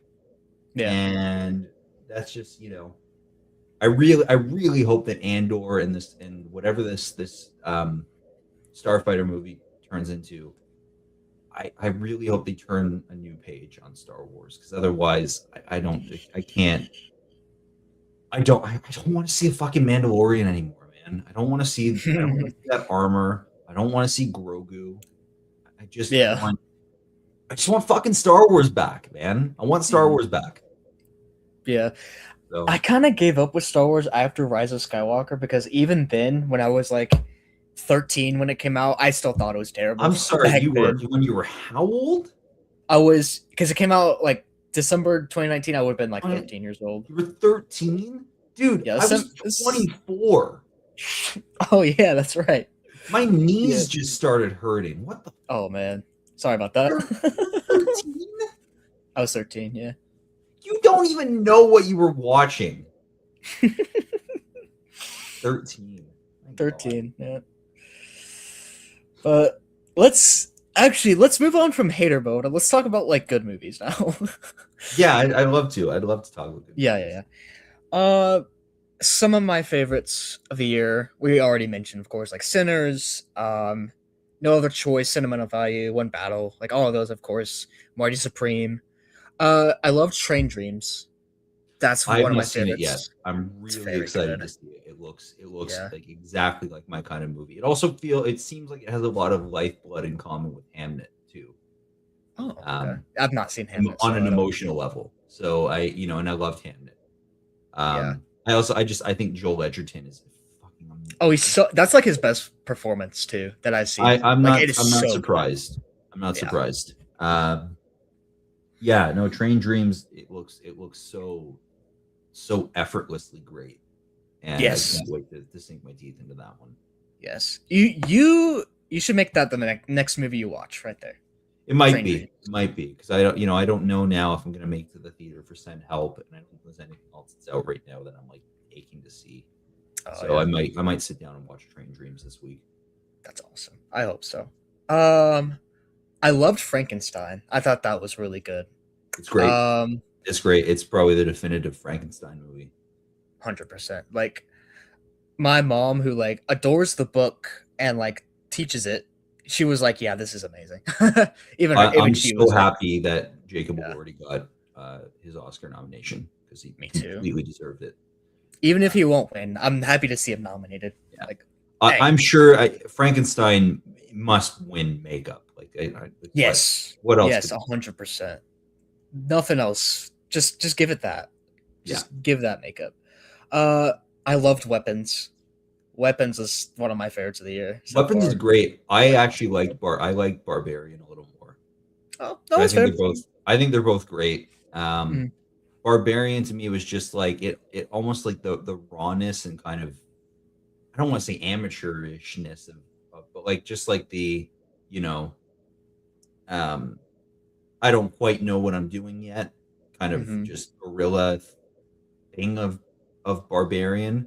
Even though it's on a technical level, it's a really well composed film. Um, one of the best rack focuses I've ever seen. Incidentally, there's something more raw about Barbarian that connected with me more. That's But that's Weapons fair. almost feels like it's so impeccably composed Mhm. that it almost like it feels just a little too precise in a way. And I know that's we like because I have the same feeling about like Mad Max Fury Road. It's an amazing movie. The Yeah. only thing that holds me back from it is it's just like it's a little too perfect, and I it takes the Mad Max element away from it. Mm. And I feel like an idiot saying like, "Oh, so your criticism of the movie is that it's too good." But that's I've kind of heard it how I feel before. about it. Like Heard it before. it just felt so composed. Whereas Barbarian was like he was flying by the seat of his pants and fuck it, I'm making this movie and it's going to turn out the way it turns out. Yeah. No, that's fair. I gave them both like a 9 out of 10. So they're like almost on the same level. I just think I slightly prefer Weapons over it. Um, of course, 28 years later, it was like my number 9. I loved that movie. Um, I really liked it. I liked I loved Bone Temple. Bone mhm, Temple to me is much like not that 28 years later is bad. I just think like for me the first two-thirds of 28 years later were really good. The final act of 28 years later was phenomenal. yeah. Um, that may out of all of the movies, even 28 Days Later, which is one of my favorite movies of all time, the Mm, third act of 28 Years Later might be the best single act out of any of these movies so far. Um, interesting. Yeah. just that entire like just the way that it like mellows out. My I think I have to figure out where I really stand on 28 Years Later. I gave it a 3.5 coming out of it. I haven't had a chance to rewatch it. I think it was not at all the movie that I was expecting. Like, it felt more like an Alex Garland movie than a Danny Boyle movie, and I think that threw me for a Mm, loop. yeah. Yeah. And I think a lot of people were like disappointed because like it wasn't the movie they were expecting. I mean, to be honest, I wasn't expecting what I saw there, but I was still like blown away. I was like, this is bold. This is going for it. I respect that. Yeah. Uh, aside from that, Perfect Neighbor, that documentary that came out, however I long know the ago. story behind it. I haven't seen the documentary. I do want to see it. I'm just also like really, I have a lot of trepidation about seeing it because I know what happened. Yeah, I didn't. I Um, had like no idea of what it was, but so I it just, blew you me know, away. that woman should be thrown in a fucking hole and buried alive. Um, Yeah, just, you know, disgusting human yeah, being, disgusting what she did. yeah, Um, yeah. yeah, I mean, well, I'll tell you one that's I have it at number 12, but one that I want to give a shout out to because I think it got completely unfairly savaged by critics who had like just an agenda and a bone to pick. You know, my reaction was like, did Daniel Day Lewis like fuck some of your wives? Because Oh, this Anemone, one. Yeah. Anemone is fucking amazing. It's beautiful and it is poetic and it's dense and you have to, you know, it demands a lot of you as a viewer. But I saw it twice, like because I saw it the first time I came out of it, like I hadn't seen any reviews or ratings. Came out of the after the first viewing being like, wow, that was incredible. My man is back. The greatest actor of all time is back. Yeah. And his son is a fucking force of filmmaking. And then I saw the reaction. I was like, what the hell? What did I miss here that was so bad? I went to see it again like 3 days later and walked out of it. And I'm like, no, this is fucking phenomenal. Daniel Day Lewis gives, unsurprisingly, because again, he is the greatest actor of all time, who was like greatest actor who's ever lived. Daniel Day Lewis gives the best performance of the year. Even like I love Michael B. Jordan's performance. I love Timmy and Marty Supreme. I love Leo. I loved, you know, I don't know if you call him Lee, but Stellan Skarsgård. Oh, Lee Myung so good. Hun for No Other Choice, which was to me a snub. Mhm. So many amazing performances. Daniel Day Lewis stands like a head and a half above whoever's in second place. It's that the work is that good, Yeah. and it's a travesty that he was not nominated. That he never even had like really much of an awards push at all. And Mm. I really loathe if people who didn't like Anemone. Fair enough. I can see how it's not for everybody. There's like a 6 minute monologue about Daniel Day Lewis defecating on a priest who molested him as a kid. It's Interesting. challenging. It's challenging, right? Yeah. It's not. It's Okay. not. You know, as accessible. Like I mean, Sinners, for example, is way more accessible than Well, yeah. Anemone. Yeah. But the people who like came out thinking like, oh, I'm glad this didn't do well because there won't be a sequel. I hope I never see Ronan Day Lewis direct a What the movie again. hell? Like Yeah, it's that's like, what are weird. you talking about, man? Like you can dislike the movie, but the movie won another snub for it. Cinematography, some of the best cinematography. It looked good from like stills I saw of it. Oh, it looks beautiful. It's beautiful. It's a Yeah. gorgeous film. Um, but like it's so well composed on a technical level, and then you have Daniel Day Lewis giving, you know, again, just to drive the point home, the greatest actor who has ever lived giving Mm. one of his best performances. And you have Sean Bean who rises to the occasion to meet him in all these scenes that they share together. And then you have Samantha Morton who's kind of disconnected from everything else, still being great. Like Mhm. it's really it really disgusts me the way that movie was treated. And I know that there's going to be a reversal of fortune with it. Like in 20 years, people are going to praise this as like a disregarded gem as a movie that wasn't treated right. Kind of to an even more extreme level of the way that like Assassination of Jesse James was when it came out. It kind of got like Mm. it was met with a shrug. Now it's seen as one of the best movies of the 21st century. I don't think Anemone is quite on that same level, but it's great. It's excellent. And that Daniel Day Lewis performance is just like it just thinking about it sends chills up my spine. Um, Yeah. To be fair, I didn't seek it out because like the reviews weren't that great. I'm like, I'll probably just skip it. But like after hearing you talk about it, I'll put it on my watch list for sure. I yeah, think I'd be very interested to know what you think about it. Again, It's not a movie for everybody. I'm not Yeah. faulting every person that disliked it, but when you look at certain reviews, like I forget his name, but the San Francisco Chronicle guy, that to Mhm. me was the biggest like, what the fuck did Daniel Day Lewis do to you, like in your personal life, Jeez. for you Yeah. to speak about the movie this way? Because it was just the vitriol was ridiculous, and it Oh, really felt yeah. like people like had an agenda, like they knew Daniel Day Lewis was coming back after 8 years, and they were aching to be able to tear him down, take him down a peg. That's what it feels like from a bunch of these reactions. Yeah, that's weird. That's weird. I think probably. Ooh, actually, I've got a couple.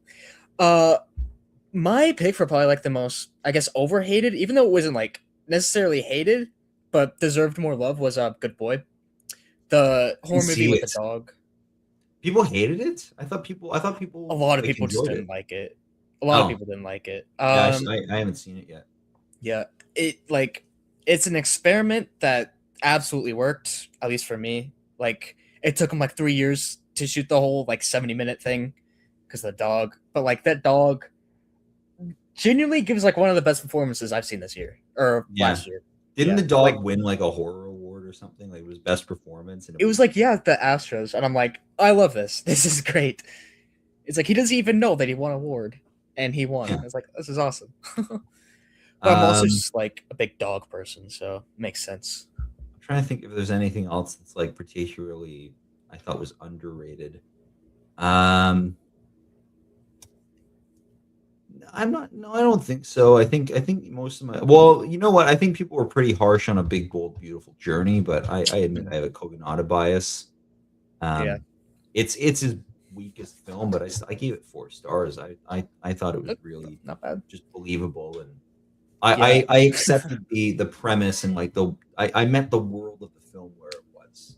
You there know, you go. the idea Yeah, that you had like this car service that could like transport you in through your past and stuff. Like it just, interesting. I went along on the ride, and I really loved it, and I found it really poignant, especially like some of the exchanges between Colin Farrell and Margot Robbie just felt very human, which is why, I mean, that's what Kogonada's films feel like. He's one of the most humanistic directors, I think, like ever. Mhm. Um, Predator Badlands was great. Oh, I I think had a blast with that. Yeah, I loved it. I think I probably have it. I actually I would say Predator Badlands is the best Predator movie. So take that it as you will. definitely up there. Yeah, Um, and now that being said, there are only 3 Predator movies that are not terrible. So like it's well, Predator 2 is not terrible, but it's not great. But like Predator Prey and Predator Badlands are the only like real entries in that whole yeah. shebang. Um, Superman, I think again, probably a movie that I like more than most. I think it's a masterpiece. I think it's not only the best Superman movie, it's at at worst top 5 superhero comic book whatever movies. Yeah, I Um, wasn't as high, like that high, but I liked it more than I thought, so I'll give it that. yeah, I I adored thought it it. was pretty good. Uh, Black Bag. Actually, so you know what Soderbergh went. I think did he release a third film at the end of the year too? But I saw 2 Soderbergh films. Just He two. went Yeah. two Oh, for two because I love Black Bag was Presents. excellent. Presence might be my favorite Soderbergh movie. It might be mine too, from what I've seen of his. I Dude, loved it. Presence is, and I haven't seen some of Soderbergh's like late 2010s stuff because Soderbergh was kind of like he kind of fell off for me a bit. Like I got kind of like Mhm. between like Haywire I hated and Let Them All Talk I just found like really pretentious. There was just so and like it seemed like he was going for like filmmaking gimmicks over storytelling. Um, and so there's some Soderbergh you need to catch up on, but Presence to me was like I saw it in a theater and I counted in my head as I watched. There are 32 shots in Presence, That's really impressive. and he does Man, so much with 32 shots.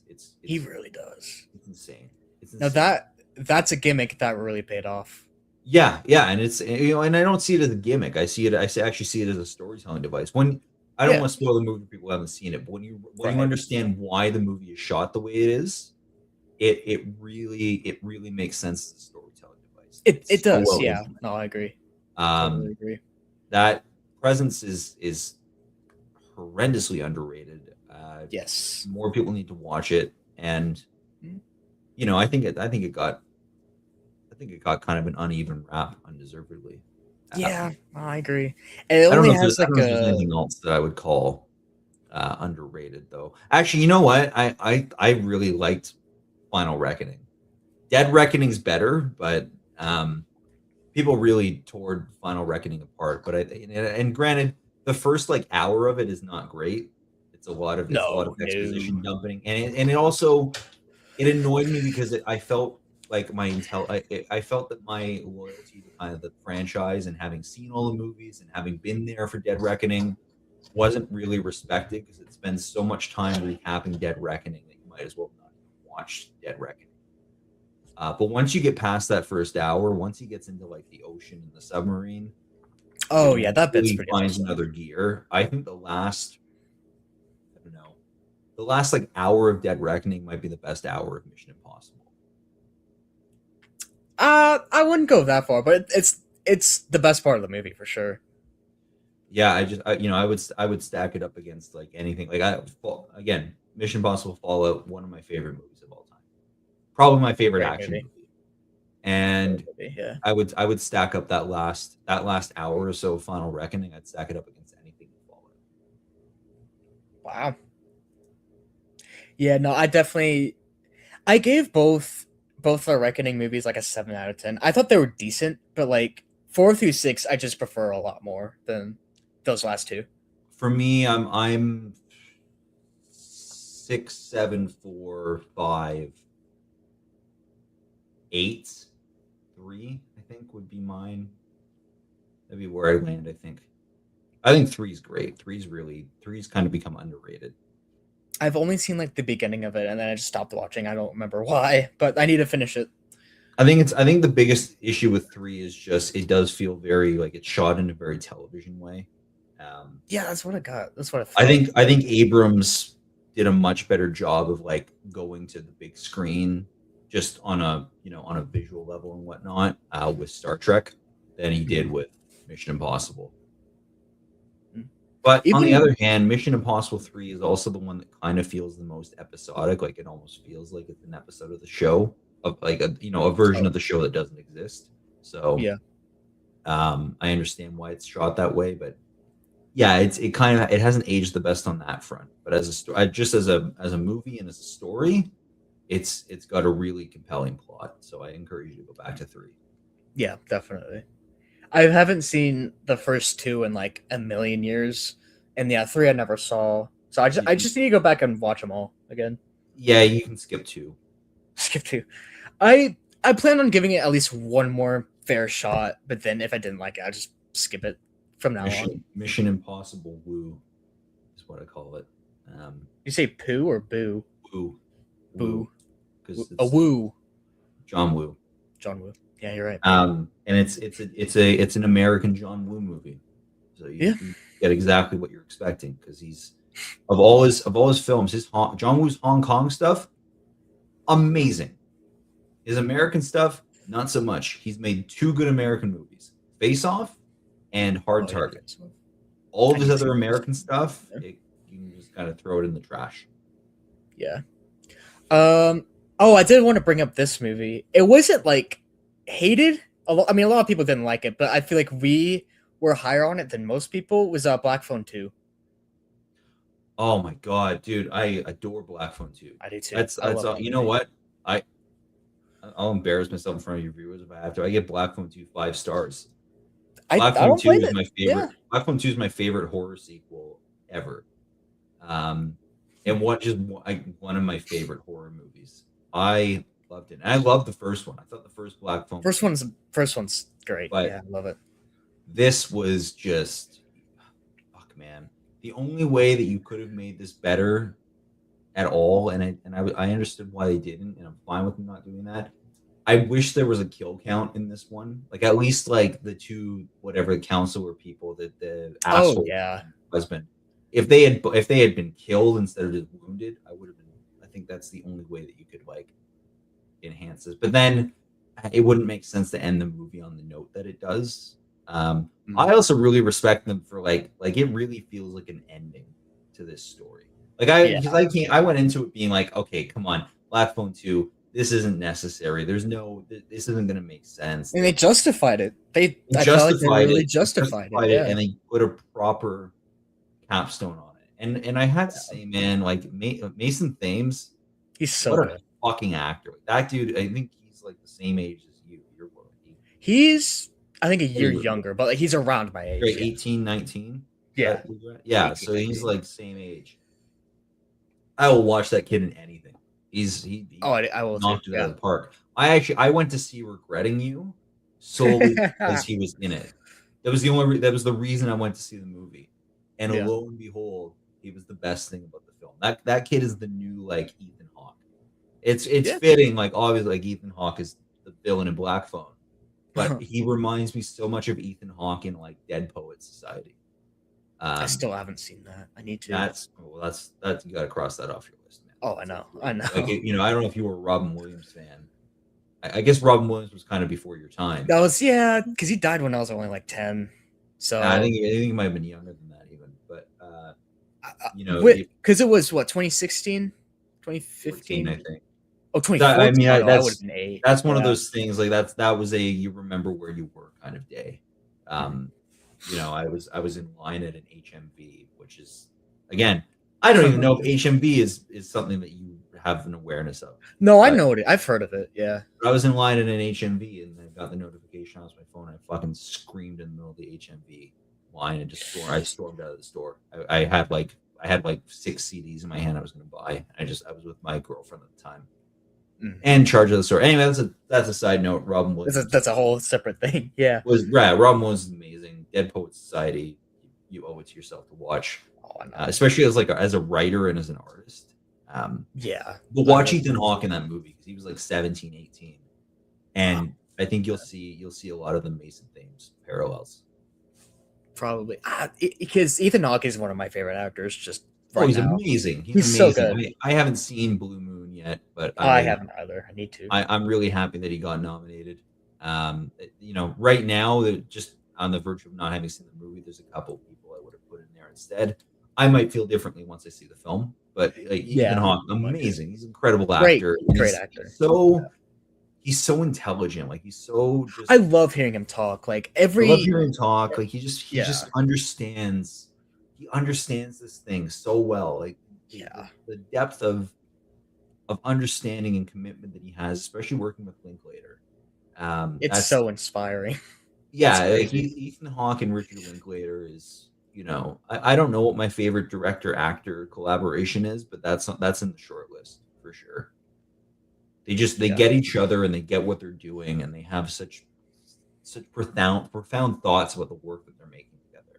So I can't wait to check out Blue Moon. Yeah, me too. I might watch that later tonight, honestly, whenever we're done here. Yeah. I'll have to rent it, but I'll do it. Ooh. Yeah. I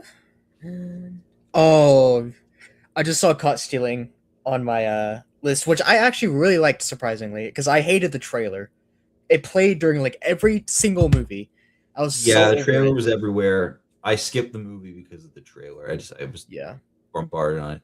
I was about to watch it, but then Darren Aronofsky made that fucking AI thing. I'm kind of not really interested in watching anything that he does because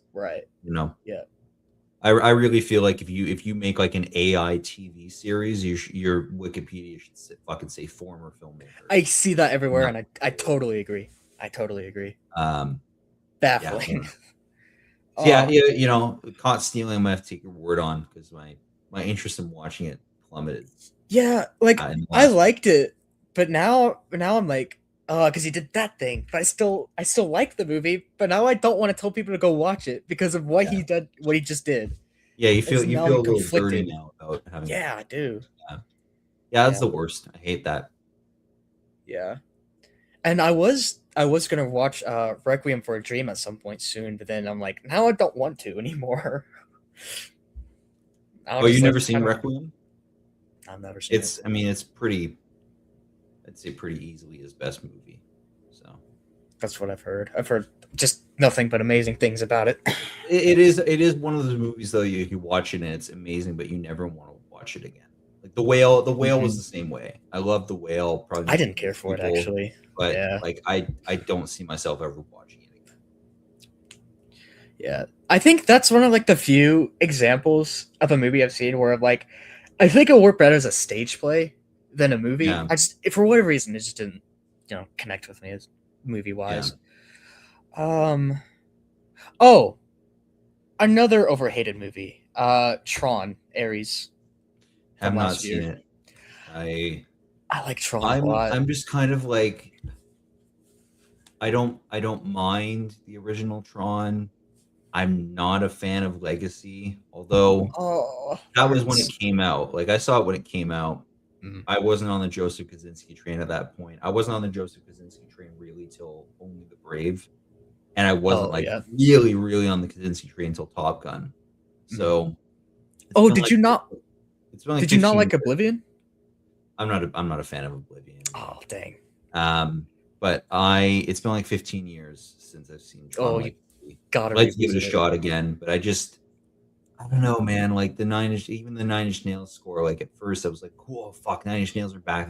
Like, Trent's doing a score as Nine Inch Nails, Hmm. and then it's like, it's kind of it's good, but it's Nine Inch Nails by numbers. So my enthusiasm just kind of wore off by the time it Did actually got to theaters. Did you listen to the score? Like just Oh yeah, I've listened as to the its whole own? score. I've listened to the Oh, soundtrack. okay. Yeah. I Yeah, love the I'm song. a gigantic Nine Inch Nails fan. So Yeah. I've only listened to like their scores, like Social Network, amazing score. I just haven't yeah, listened to and like their actual like music. that doesn't even Their that's music. like this was like a full on Nine Inch Nail, like Full on, the yeah. Social Network score, the score for Soul, the score Hmm. for like Empire of Light, like those are distinctively Trent Reznor and Atticus Ross. Yeah. You don't really they have very little if any Nine Inch Nails kind of identity in them, unless you go for like really niche Nine Inch Nails tracks. Whereas the Tron score was like unabashedly like that's just a Nine Inch Nails album, you know. Yeah. I thought it was pretty awesome. And another thing about that, I saw it in 40x. Where like the seats move and it's like it's like a Yeah, roller I went coaster. to see the re-release of Revenge of the Sith in 40x, and it was about as gimmicky as I expected it to be. Uh, I kind of liked it. My back just hurt after the movie, though. I felt exhausted, Yeah, but I don't know. I thought it was cool. Uh, oof, man. And there's still like plenty of movies from last year I need to catch up on, like Hamnet, of course, which you've been praising ever since you saw it. yeah, Um, yeah. That unseated one battle after another, and I thought it was like okay, this is one of the best movies I've ever watched. This will be number one for the year, and then Sentimental Value happened, and that's even more so one of the I best. can't wait to watch that again. Like Yeah, I mean I either. saw it Like only once. I can see myself watching uh, Sentimental Value like 10 times. Yeah, Hamnet, I do want to watch it again, but it's not like it doesn't immediately jump at you as like I can't wait to yeah, watch this again because it's a tough watch. Like it's a yeah. rumination. Heavy, It's a very deep, heavy. profound, very vivid rumination on grief. Um, but yeah, Hamnet's fantastic. I cannot wait for you to check it out. Yeah. So that Begonia, I've not seen any of his movies. Yorgos Lanthimos, I've not seen a Don't start single with one. Begonia. Begonia is my favorite Lanthimos. Okay. I would not in a million years do not start with Begonia. Like watch I haven't seen it's the one that I haven't seen, but Killing of a Sacred Deer I've heard is more accessible. Oh, okay. Dogtooth, like the favorite, which is the other one that I haven't seen, but the Yeah, favorite favorite. the favorite looks like it's his most like studio kind of film. Seems to be. Yeah. Um like I would even watch The Lobster before I would watch Begonia. I'd probably Begonia. Did you see Poor Things? You didn't see Poor Things. I didn't see Poor Things. No. Like I would even watch Poor Things before I would watch Begonia. Begonia, it's incredible. It's my number 9 of the year. Mm. But if you haven't seen a single Lanthimos, I would not I would not make Begonia your jumping off point. Is it like his weirdest or like least accessible or Well, the lobster's pretty fucking esoteric too. Um, I think so, man. I think Begonia is it really is it's his most like topical film, and most of his films are very topical, but it's also kind of like are you a big are you a fan of Dune, like the books? the Dune books? I've not read the Dune books. I've only seen the movies. Okay, so the new ones, Dune 1 Yeah. and 2 together are the first book. Mhm. Dune Part 3 is the second that he's making is going to be the second book. And that's kind of it's almost like his other films are those adaptations. Like those are the Dune books that you can adapt fairly easily. Once you hit Children of Dune, it gets weird as fuck. I've heard he Begonia turns is into a worm. Is that true? there's things like that start happening and stuff. Oh, But jeez. Begonia to me is like it's almost like the Children of Dune of Lanthimos' Oh, filmography. gotcha. Okay, I guess I'll save that for another time. Yeah, I at least watch one or two other ones first. Heard. And obviously, Secret Agent, which is not playing anywhere or on streaming. I have to wait for that one. Yeah, Um, I just it had some screenings near me, but I just couldn't make it to any of them. I had to wait. I had to wait on that one. Yeah, I almost watched If I Had Legs, I'd Kick You earlier today, but I decided not to for some reason. Yeah, I need to see that Yeah, one. watch that. I'm really excited to see that one. It looks completely up my alley as far as like Yeah, a dark. I guess you can call it like a darker comedy dark goes. comedy. Yeah. I love like Rose Byrne's great. Conan, I've been a lifelong fan of.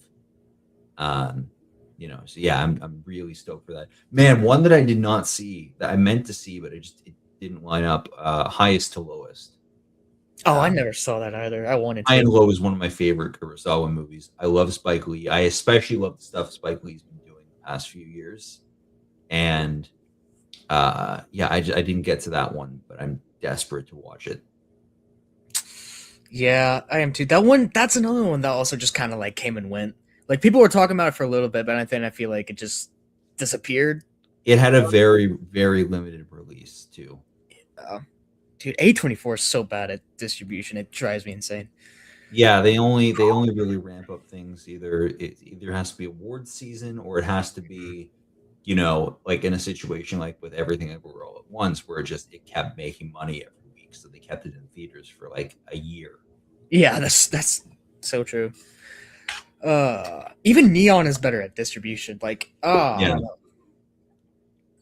Also, man, Neon kind of got their asses kicked at the Oscars this year with the nominations. Like this is the first year in a while that they've kind of fallen on their face. I know.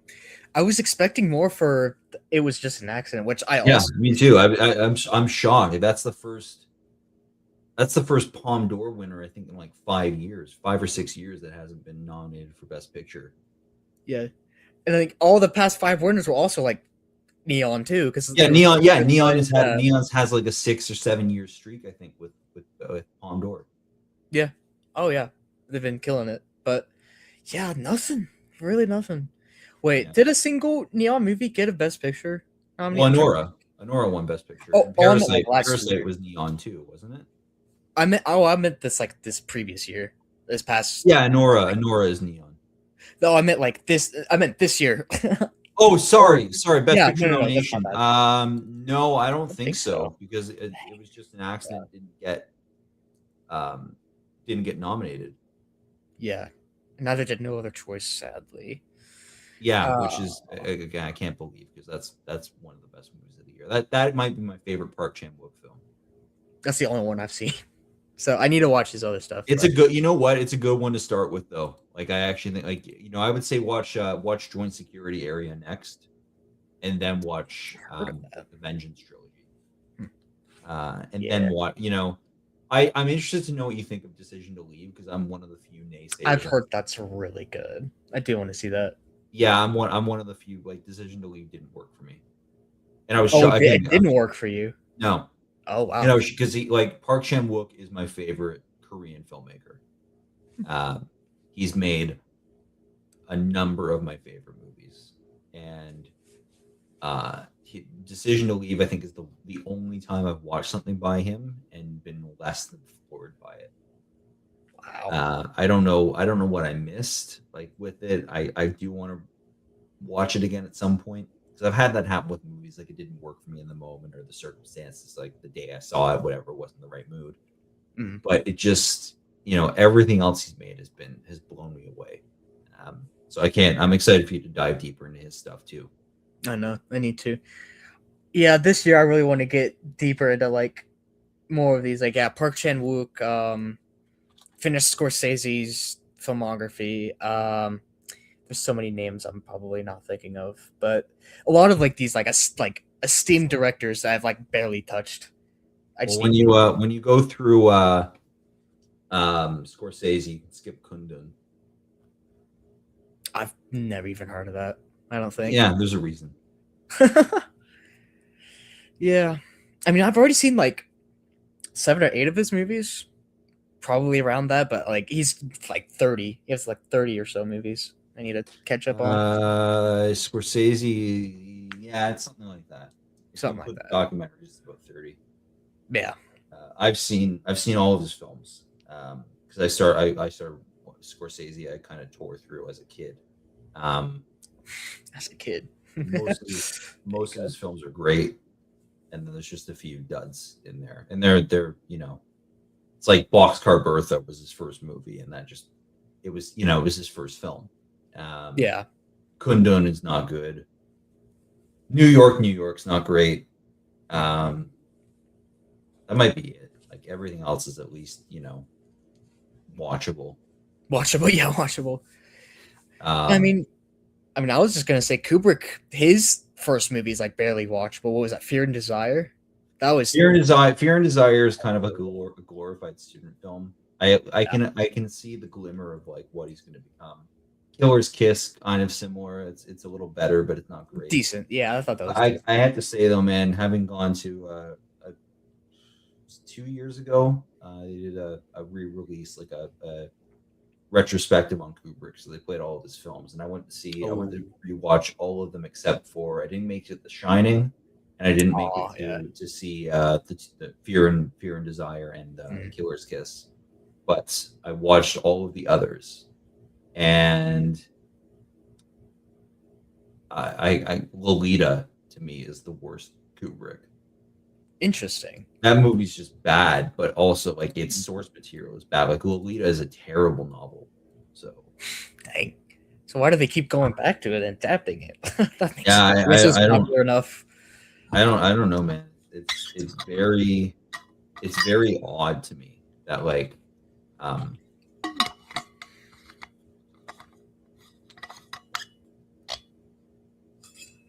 yeah, Yeah.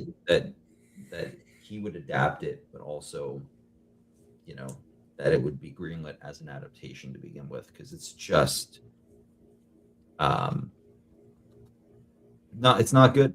It's not good.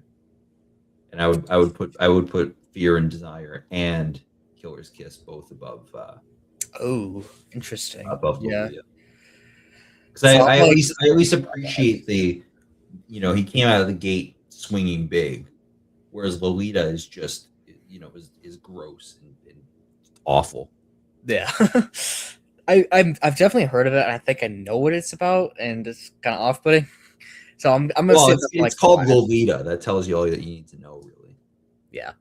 So, But I mean, Kubrick has just made like so many greatest of like so many different genres. yeah, Like obviously with horror, with like The Shining, war movies several times, Paths of Glory and Full Metal Jacket both. yeah.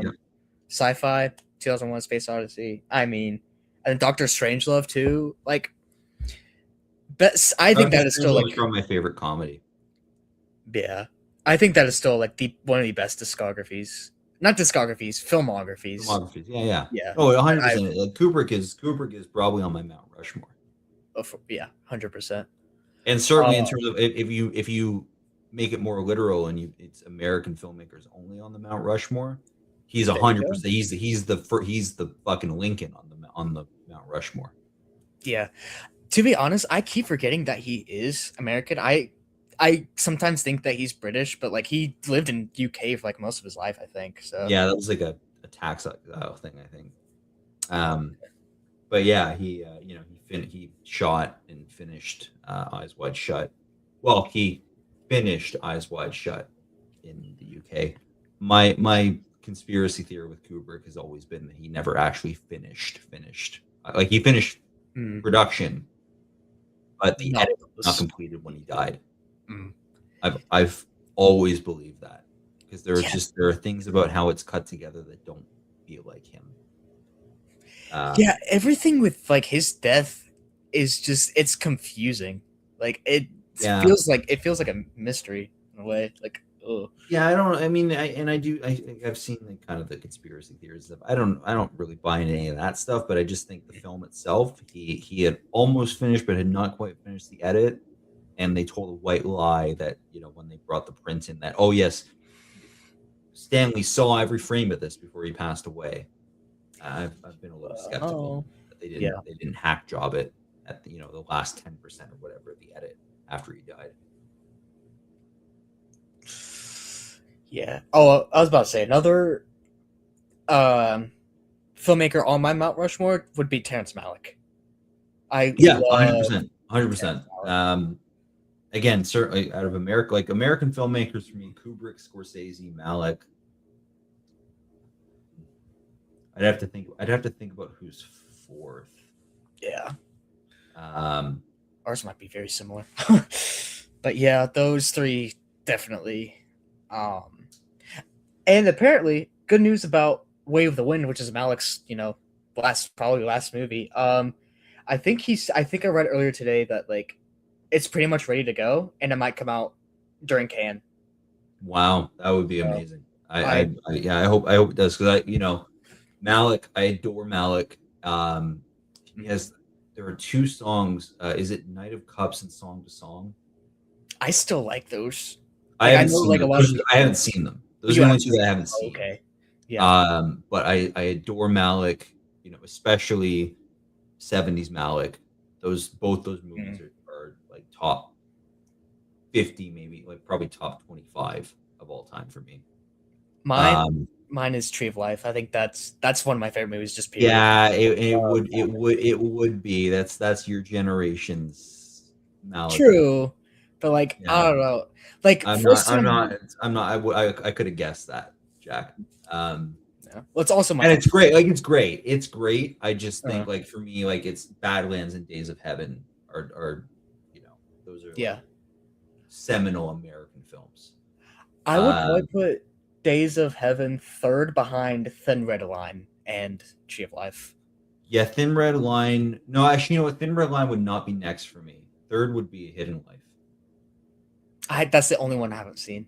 I Hidden need Life again. Hidden Life is a movie like you probably don't ever want to watch it again, but it is to. Ooh, unbelievable, like undeniably one of his most poetic and beautiful films. It's that's just saying a lot. it's a film that makes your blood boil watching it too. Oh, interesting. But yeah, it just like yeah, he is one of the masters, one of my heroes. Oh, I know who I put. David Lynch would be my fourth Mount Rushmore. Oh, okay, yeah. No, If that's fine. again, if this is specifically American filmmakers, um, it would be Kubrick, Malick, Scorsese, and David Lynch. That's a good top four. I was gonna make a joke about Terrence Malick. He's the only person who I've seen make a Sonic drive-through look cinematic. Yeah, Because uh, the To the Wonder, there's like two shots of like a Sonic drive-through. I can't even remember the context of that, but I just found that funny. I was like, yeah. oh, this is so beautiful, and it's a Sonic drive-through. Well, dude, like he made an infestation of locusts look like the most Oh cinematic, yes, breathtaking thing you'll ever see. yeah. That was like one of the first movies I watched on my new TV, which is like just out of sight over there, and I'm just blown away again. Like the Yeah, 4K transfer, just insane. It looks so good. I saw I got to see Badlands in a theater a couple years ago. Oh, I like Days of Heaven sits on, the list of like, if I had to murder someone to be able to see it in a movie theater, I'd dang. probably take the murder charge. Yeah. Um it just yeah, that is I cannot think of a more breathtaking movie than Days of Heaven. Um Absolutely. I don't know if one exists. Yeah. I mean, I think I've seen it 3 times now, and just like every time, like just blown away. I'm like, I I've seen Days of Heaven probably watched a couple times. I've probably seen I probably hit 10 times with Days of Heaven now. there you go. Um, I'll have to send you. I have a review up on it on Letterboxd. I feel like I've seen it, You but may probably have. a long time It's a ago. very long. It's probably the longest review that I've ever put up there. I also think it's my best review. Um, I'm very proud of it, and I had a lot to say Yeah, the last time I watched it. But yeah, I would kill to watch it in a theater. I would too. Let's just see every single one of his movies, just IMAX release. Go for it. I will Yeah, be there every day. I will yeah. see everything. Just put it in IMAX. Tree of Life would sell out if they did that. Yeah, because I would just buy every ticket because I just want to, see it every time. Um, what else? Oh yeah, and wasn't the Days of Heaven cinematographer blind? Wasn't he like literally blind He went blind, or went blind? basically went blind while he was making the movie. That's wow. Like Haskell Wexler had to come in and pretty much finish it for him Mm. slash operate, under his tutelage. Needless to say, Almendros won. He won the Oscar that year. He won. Yeah, They that should was have they should have fucking burned the theater down if he didn't win the Oscar for that. yeah. Because like, Um, who else would have been nominated? I don't even know. Because that would have been what 78, 78. 77? I had to think about what, because it would have been like would have been Deer. Yeah, it would have been like Deer Hunter. Would have been one of Oh, okay. Not as good. um, Not as good. 78. I don't know. It was Marathon Man. I had to look at nominees again. Deer Hunter would have been for sure. Yeah. Yeah. It's just like, other than maybe like 2 or 3 of the things that Deakins has done, I can't think of a movie that compares on a cinematography level to Days of Heaven. Yeah. What Deacons movies specifically? Because I've got Assassination of Jesse James, which my introduction to Days of Heaven was I saw Assassination of Jesse James, and Deakins repeatedly referred to Days of Heaven as being like the key sort of influence. And then it was a movie, like Wikipedia was in its infancy at this point. Oh, you yeah. look it up, and it was already, it would be described as like the most breathtaking cinematic thing you'll ever see. And it's one of those things, like, you read statements like that and you go, yeah, okay, and then you watch it and you make it about 90 seconds and you go, Oh, oh, okay. I see. Yeah. It is the best thing that's ever been captured on film. Yeah, it's Assassination of Jesse James for sure. I mean, I would hold Blade Runner 2049 up there. It's capturing a very different environment than Days of Heaven, but I think it has a lot of those two movies particularly have a lot of common lifeblood in terms of just like the emotiveness of the visuals and the atmosphere they're capturing. Even though they're three, not so much Assassination of Jesse James, but certainly Blade Runner 2049 lives in a very different world than the other two films. I was gonna say Prisoners and 1917. Like, those were the first two that I like immediately thought of when you said Deacons. Yeah, I mean, they're beautiful films. I would say 1917 is much more of an editing movie than a cinematography movie. Even though cinematography is great, but I think that the stitching together of those shots is really the thing that is the driving force of 1917. Yeah, there's almost something like kind of like Deacon's a pioneer of digital filmmaking, but there's something about 1917, and I'd say Prisoners too, where you can tell more easily that it's Mm. digital than you can with, That's fair. Assassination of Yeah. Jesse James or Blade Runner. Which is not necessarily a bad thing. I think it just there's just such a filmic quality to Assassination of Jesse James in particular, Mm. uh, that I think has been kind of lost in a lot of ways lately. Yeah, I've got to put that on my radar because another one of my friends, Jacob, loves that movie to death, and he's been telling me to watch it. So, and now you're saying it's amazing. So, yeah, I It's got to check probably that my out. favorite movie of the 2000s.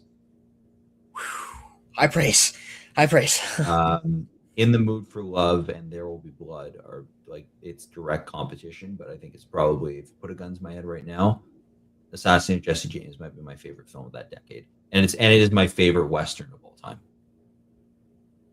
Yeah. Do you think I would like it as someone who doesn't like love westerns, or Yes, yeah. yes? Okay, Like you mean westerns is in like Good, the Bad, and the Ugly. You're not a big fan of? I haven't seen it. Just what I've seen of westerns, I haven't been like a huge fan of. So I think it defies the typical Western in a way that, like, okay, and again, that's what like Days of Heaven is great because the same, like, for a lot of the same reasons. Heaven's Gate is great for the same reasons. Hell or High Water is great for the same reasons. mm. Like they're almost like they call them neo westerns, but to me, those are westerns. Whereas films that are like Good, the Bad, and the Ugly, as great as they are, with like the standoff duels and the Hmm. the big brassy scores and the sweeping vista, like it to me, those are neo westerns. Like those are the Hollywoodized, modernized interpretation of what a western is. Whereas a film like Assassination or Days of Heaven or Heaven's Gate, you feel like you're witnessing that time period. Ooh, Um, yeah, and same to be said, like Hell or High Water is a contemporary, like it takes place modern day, but it very much feels like you're witnessing something that's happening in Texas when you watch that film. yeah. That's Whereas Good, the Bad, and the Ugly feels very, again, also one of my favorite movies of all time, but it feels very stylized and sensationalized, and you know, it feels deliberately cinematic. yeah. I feel like most of this stream has been like, oh, this is one of my favorite movies. Oh, I haven't seen it. I feel I'm so behind on. Yeah, well, Yeah, listen, I gotta I've got get on I've got this. like 12 years on you, so That's don't fair. feel like Yeah, you're not playing catch up with me. I've lived longer, yeah, you know. I've lived longer. I also have, tended to not have much of a life throughout my life, so it's not quite yeah. the point of pride that it may seem that I've seen all of these thousands of movies. It almost it becomes a little sad at a certain point. Yeah, but like I think with me it's like I know that these movies are supposedly amazing. I just choose to watch like the worst movies ever. And Yeah, well, I next time you're yeah, faced with like an Amelia Perez versus an Assassination of Jesse James, go with Assassination of Jesse James. You'll yeah, feel better for having I done will so. feel better. Yeah. Watching a good movie just puts me in a better mood. So Yeah, I gotta just start with that. it's Start it's it's like watching that that. Siskel quote, man. It just all goes back to that. Rather watch Assassination of Jesse James 1,000 times in a row than watch a bad movie once. Yeah, that's that's valid. Oh yeah, so yeah, a lot of the movies you mentioned are on my watch list, so I just need to like make a schedule, maybe. I don't know. Or just like plan out when I'm gonna see these and where they're streaming. Because I don't like to rent a lot of movies. Like if it's not available to stream, I'll just wait. It's like I don't want to spend like $4 every night to watch something I haven't seen. Yeah, I try to go to the theater as much as I can, and if I don't see something in the theater, I just try to get it on physical media. Yeah. I'm a gigantic physical media guy. Oh, me too. I've got over there is the shelf with all my 4Ks, and then out in the hallway is like all my Blu-rays. Like it's not like the biggest collection you've ever seen, but it's not bad. Yeah, like I curate mine, but I've got I don't know, I've probably got like 300 or 400 4Ks at this point because I've been either getting new ones or I've been replacing DVDs and Blu-rays with 4Ks. I pretty much exclusively buy 4Ks, except for like television shows. A lot of those I don't see going above Blu-ray, like for a box set, and like certain Yeah. movie box sets, I imagine will stay Blu-ray. Yeah. Mainly because like with if you get a director's box set, one or two of the movies might be serviced by a 4K, but most of them will be like you can only remaster it so much. But Right. I'm a Yeah. big physical media guy, I'm a big Criterion Collection guy in particular. I love Criterion. Um, Yeah. Yeah. Yeah. my Criterion Closet video that I inevitably do one day is going to be a lot of. I own this. I'm going to get this for my friend. I get this for my family member. There I you have go. this Yeah. already because But yeah, I curate mine, but it's I try to like toe the line between being very particular and trying to have as expansive a collection as I can, because I think that physical media is really it's important for this It's art so form. It's important for yeah. all art forms. Yes. Yeah. I mean, I don't have like a huge CD collection, but I've been collecting CDs for the past like probably 6 months, and I listened to them. I think this CDs sound great. They sound better than like Spotify or like Apple Music Yeah, or whatever. And I'll yeah. always like try to do I that. mean, I lived a significant chunk of my life where CDs were the only way you could listen to music. So, Yeah. um, and I have vinyl. I try to get some of vinyl is just like, more expensive. But yeah, CDs are like a comfort thing for me. That was Yeah. my. I was at like the tail end of where cassette tapes were still a thing, but I've really CDs are the thing that I've known for Oh yeah. the majority of my life. Yeah.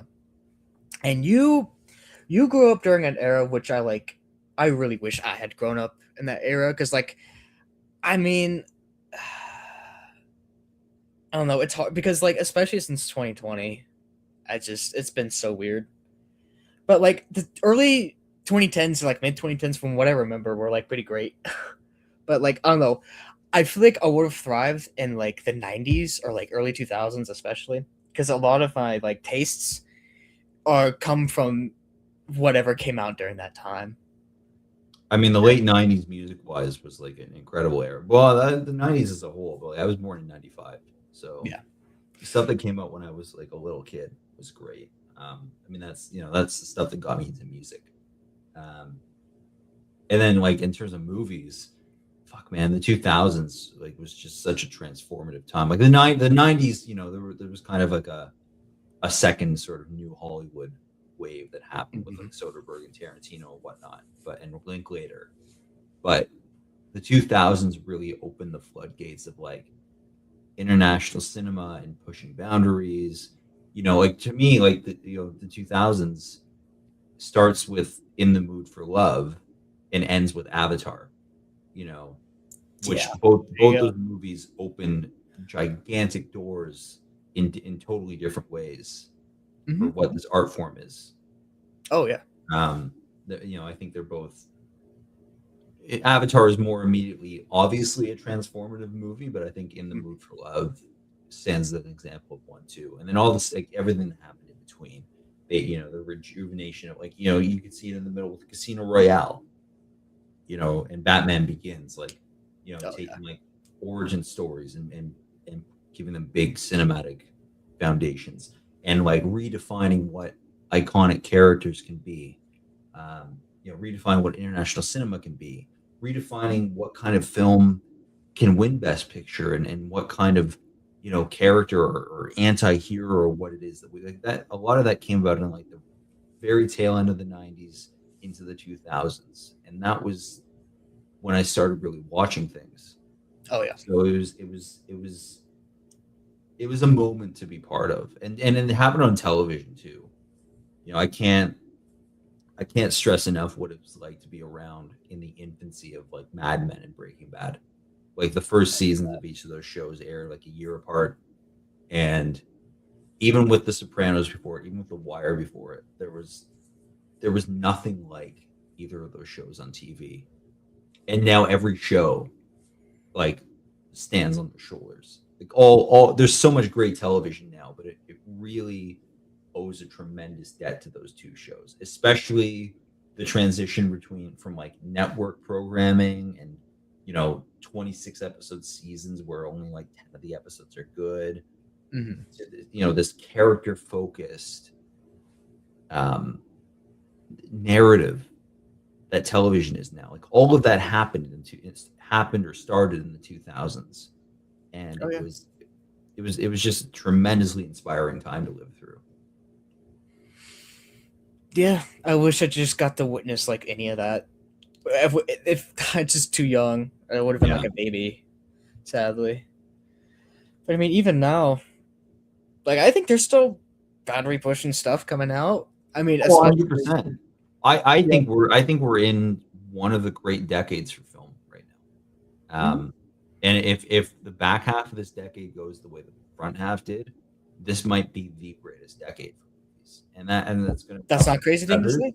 Not It's going to crazy thing. ruffle some feathers to say that, but Not mine. name me a bad. First off, name me a bad decade for film.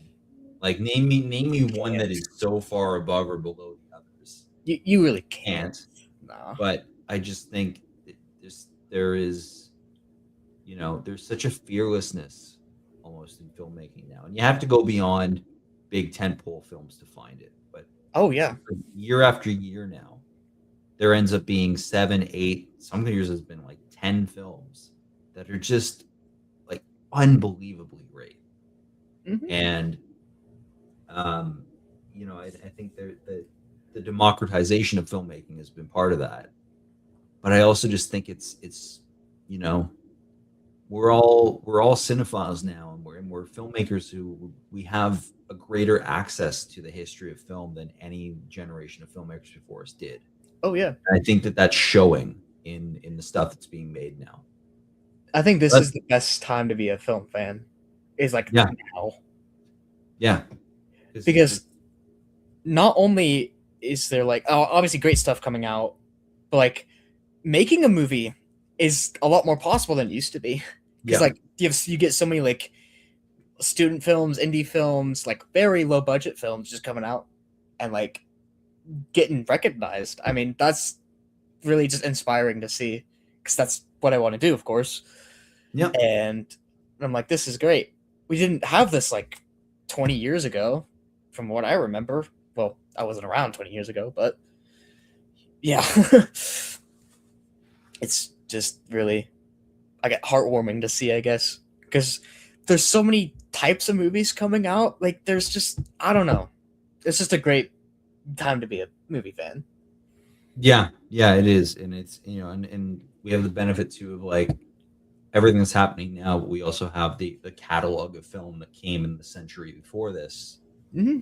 to look More back onto. accessible. I mean, again, we have so much access to all of the history of film now, in a Yeah. way that 20 years ago, like for me, like watching all these movies as a kid, like I saw In the Mood for Love on its first like television premiere, and it probably would have been like Yeah. 2001 or maybe the end of 2000, and you had to be there. You had to tune in that night at that time, or you at least had to like VCR these things.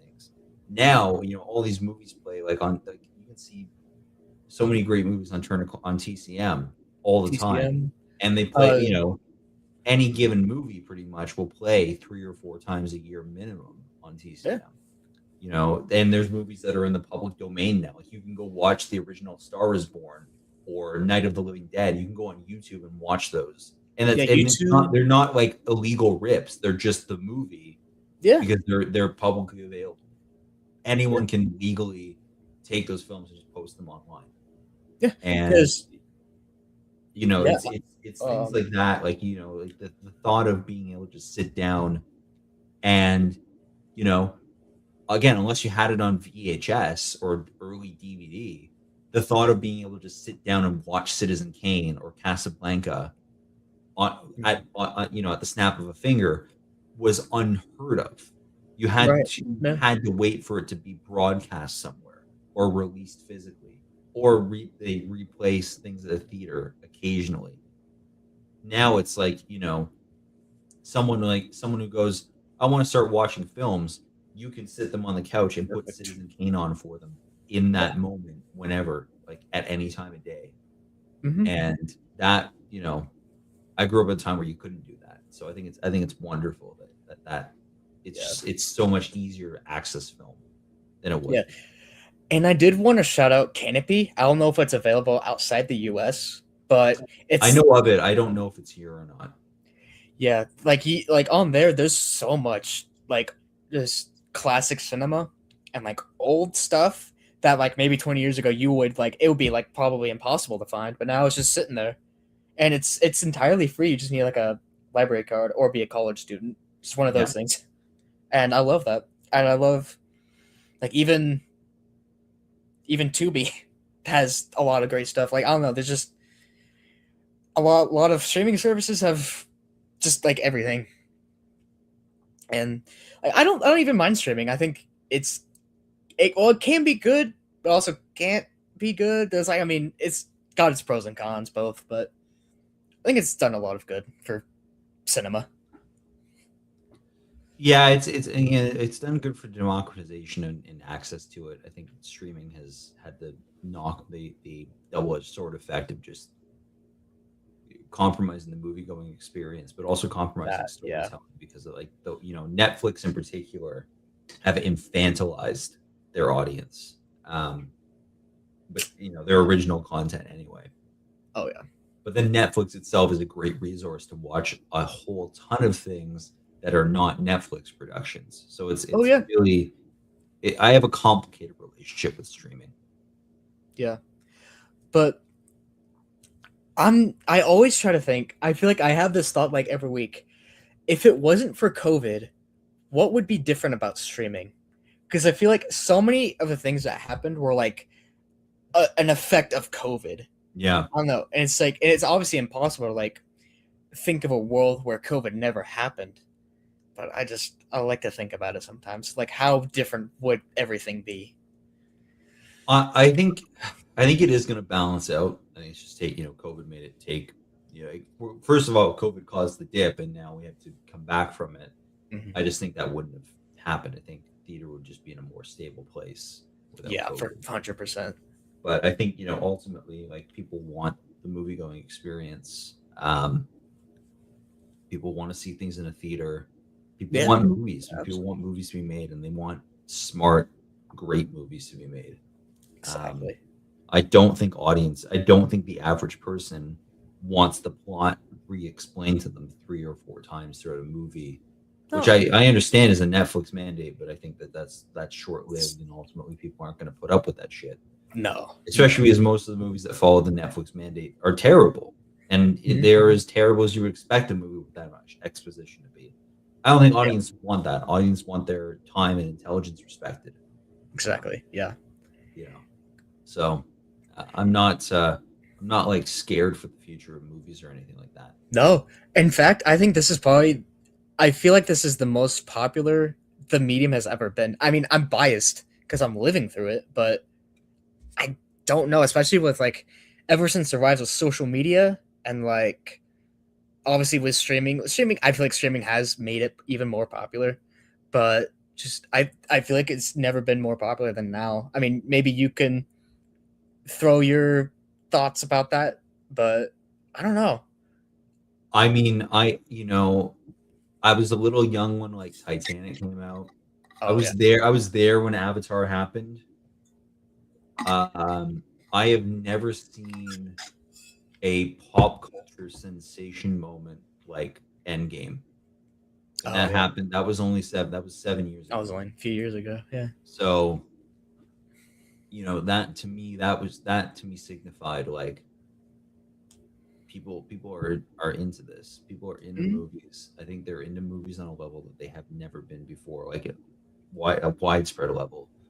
Oh yeah. And sure, MCUification of everything. Like again, it's double-edged swords to all this stuff, but um I've never seen things that have like a genuine lasting pop culture moment that make me feel like I'm in like Beatlemania, the Mm. way that Endgame, Barbie, Yeah. Barbie have. and Oppenheimer both. Yeah. That whole. Yeah, I think Oppenheimer was, Oppenheimer benefited from Barbie, like Barbie, the Yeah. Oppenheimer thing.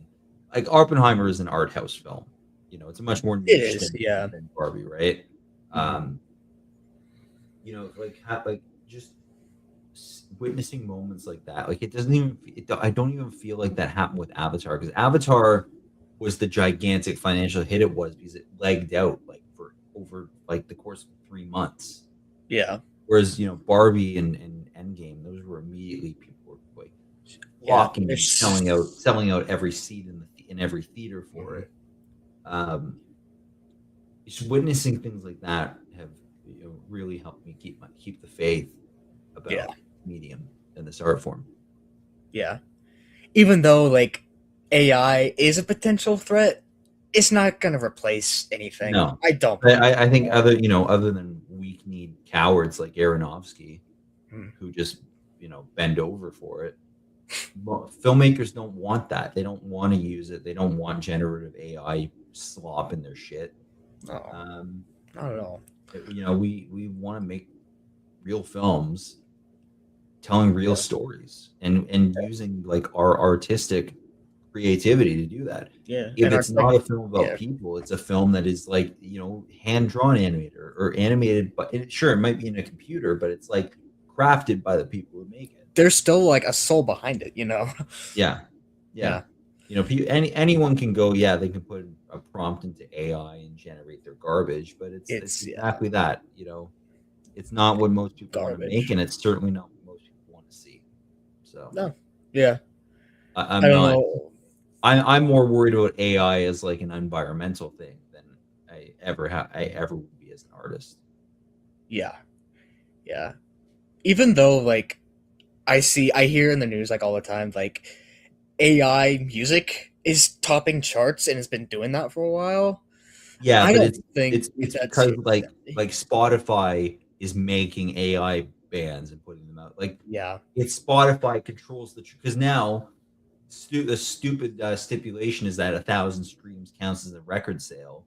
So Spotify can make their own. They can make their AI shit and put Mhm. it up there, and then use their own platform to boost it in their algorithm and whatnot, boost the views. So they're just giving themselves like chart topping success. So I don't count that because the Yeah. whole That's fair. music streaming system is rigged anyway, and it's run by pro I hacks. So I don't lend any credence to like the fact that AI artists are topping the charts because the charts are run by the people who are making the AI artists. Yeah, no, that's a fair point. Man, I'm so glad I jumped ship from Spotify. And that was before like all the AI stuff was Oh yeah, happening. I jumped ship years ago because just they pay artists dog shit rates. Yeah. Yeah, I would never put my stuff on Spotify. I don't really want to put my stuff on any of those platforms. I mean, do you use what do you use for like music? Do you use like YouTube or Apple? I tend to use YouTube just because I use YouTube for a lot of other things. So I'm usually pulling up songs on there anyway. Yeah. Um, I'll go to someone's Bandcamp if they have one set up. I'll Yeah. listen to their stuff, and yeah, other than that, like I have my music collection. That's my other issue with music. Like I've fallen behind on because I have so many albums and songs that I love, like thousands, and it's hard for me to listen to new stuff when I could just put on Abbey Road, and which I know is a masterpiece, and I know that I'm in love with. I can listen to it anytime, Yeah. or Nebraska, or So, or OK Computer, or To Yeah. Pimp a Butterfly. You Yeah, no, know, I'm the same exact way. I mean, it's like I what I usually do is like I'll discover not a new to me artist and then I'll just listen to their stuff for like months and months in a yeah. row and not listen to like anything else. I mean that's I what I'm just doing right I now. get back on kicks with people that I already love. Like I got back on a Springsteen kick a few years ago and was listening to it nonstop. And I'm still listening to Springsteen all the time. Like I've Yeah. been on a Beatles kick again for the last couple of years. Um, it's just it becomes really easy to do that. And again, it's because Mhm. if I put on Abbey Road or Rubber Soul or Revolver or With the Beatles, I Mhm. know that I'm about to have a great time. I'm Yeah. never gonna listen to one of those albums and be like, "Oh, I wasn't really feeling that this time." No, It's never like happened. I probably listened to Abbey Road like 300 times in my life, and 300 times I've just been blown away by it. So Yeah. I mean, that's literally the same thing with me. Like all the only thing, pretty much the only thing I've been listening to for the past like probably like 2 months at this point is Aphex Twin in like the selected ambient works, both 1 and 2. Just like because I'll just throw that on when I'm driving, when I'm in bed, because I know that like I'm gonna feel. It makes me feel safe, I guess, in a way. It makes me feel like at ease because like I know like when I put this music on, I'll just be like all my worries just vanish, and I'm just like I'm in awe basically. yeah, Yeah, yeah, 100%. power of music, man. It's good stuff. I just Yep. need to like I need to keep branching out, but it's hard. Like you said, like it is hard to like get into new music. You find your safe space with music, man. You find your Mhm. genres, you find your artists. Yeah, It's a lot harder to expand your musical horizons, I find, than your cinematic ones. yeah, That's that's been my fair. experience anyway. Like No, it took, no, I'm with you. I grew up a white kid in suburban Canada who had adults around him from the age of like 3, just like, like parroting the line rap is crap. Like it was drilled into my head as a kid. I didn't get into hip hop till I was like 15 or 16. But now that I finally broke through that wall, I think hip hop is the dominant musical genre of the 21st century. No, And yeah, you're right. and like my favorite artists that are working today and have working a lot. Most of them are hip hop artists. Like I think Kendrick Lamar to me is this century's artist.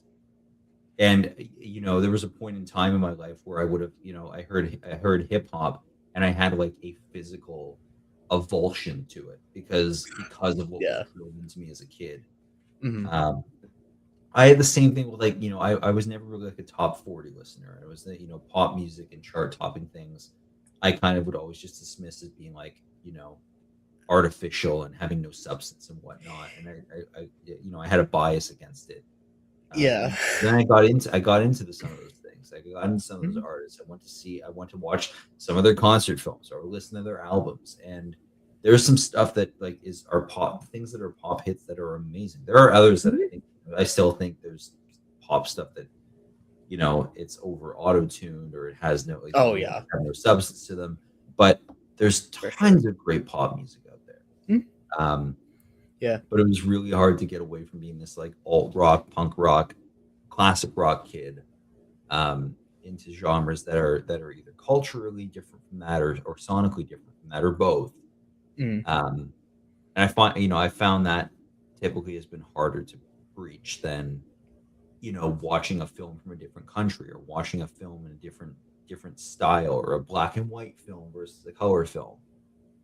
It just feels like there's a more firmly delineated barrier between Yeah. sort of musical landscapes. And I didn't really start like actively listening to music on my own probably until like COVID. Because I would just the only time I would ever listen to music was whatever my mom would play in the car. Or like I it took me so long before I finally found like what do I like? What is the type of thing that I like to listen to? And it, it took me even more years to like branch out and discover what I like even more and like what I truly like. Because Yeah, like all the music that I used to listen to like during COVID was like stuff I heard either in movies or movie trailers or like on YouTube, whatever I found. And I just like, oh, I like that. Let me add that to a playlist or whatever. But like nowadays, it's so much better because I've like stepped out of my comfort zone, I guess, and like electronic music is now like my go-to. yeah. Great. Oh yeah, music. And now I want to make music, and I have, and it's. I mean, it's not the best, but it's I still. don't know. I've heard little snippets of the stuff you've been putting together. Like you teased it on Instagram. I think it sounds pretty good. Yeah. You know? I mean, it's It's not not. bad, but It's not. It's not. Like, I don't know that my stuff is quite as like driven as yours, but Yeah, that makes sense. I dig it. I can't wait to hear how it comes together. Yeah, I appreciate that. Wow, we have been going for like 2 hours and 15 minutes. Yeah, it's been a long haul, It's but been I love it. I love the conversation, and oh, me too. Yeah, like, been a hell this of is the kind of thing like I could probably do this for like 6 hours if I wanted to. yeah. I Talking wish. about movies, talking about music, like that's like Oh all yeah, I do that in my day to day life. Like these, yeah. you know, these run on tangents that you just listen to. That's a regular conversation with me. That's So just you. Yeah, I yeah, do that too. I do that too. But I'm not gonna lie, I get very talked out. Like yesterday, I was doing like a very similar stream to what we're doing right now, and that went on for it's like 2.5 hours, like the live stream itself, and then we talked for another like 30 minutes probably after that, yeah, and it's like yeah. It happens. 3 whole hours. Yeah, Yeah, I but I mean, love it. the film live streams have been the same way. Like we talk for half an hour at the end. The movie night extravaganza one Oh episodes yeah, I've been on, same thing. You know, it just ends up being how it goes down. just how it happens. Are you and Griff gonna do another live stream at some point? Yeah, well, I mean, hopefully this year we'll do a couple. We just we Yeah, both get busy. yeah, busy It's lives. more like usually like one of us is ready to do it and the other one can't. Yeah, But he it like I've happens. told him like if it's the case where he can do it and I can't, he should still go live because he gets questions throughout the whole thing. He gets super Oh chats. yeah, He doesn't need me to do a live stream. I kind of need him to do a live stream. yeah. I don't have any like my YouTube following is like 9 people, so Oh, nice. I couldn't like sure if I physically could do a live stream, but a live stream that would actually have an audience, I couldn't just conjure that up from the ether right now. Yeah. But yeah, no, I'd love to do one with him. I love doing the live streams with him. I love the conversation and the questions we get are great. Oh Um, yeah, yeah. so yeah, I mean, stay tuned. Like there's not like one scheduled, but hopefully in this first part of the year we can hop on a stream and talk a little bit about. I'm sure Fallout will be a topic of conversation. I haven't watched the season, but I've read the summaries and helped with the video. And 28 years later, I think like Bone Temple we both loved. Oh, that would be a good There's topic. some Yeah. stuff to talk about right now, though. I'd be very eager to hop on a stream with him, and Oh discuss. yeah, yeah. Definitely, definitely. Yeah. Obviously, I mentioned this earlier. I would love to get him on at some point. Would just like message him from through like Instagram, basically. Yeah, just reach out Would to him that on work? Instagram. Yeah. I'm sure he'd be happy to. He'd have to sort of schedule it out for himself, but like I'm sure Yeah. he'd be happy to come on and chat with you. That would be amazing. Yeah, Um. he's a very approachable person. Yeah. So. And I've reached out to Sean Chandler, who I've been a big fan of for like since before COVID, for like 7 years at this point. And he said it's possible. We just need to find like a time and I guess like a topic that makes sense. So I need to do some like digging. But Yeah, I would Sean's great. Sean's great, man, and he's yeah. I don't really know Sean. I'm kind of just more like a few interactions here and there, but like he's been on Film Speak streams before too. Oh yeah. And he and Griffin like have known each other for a while.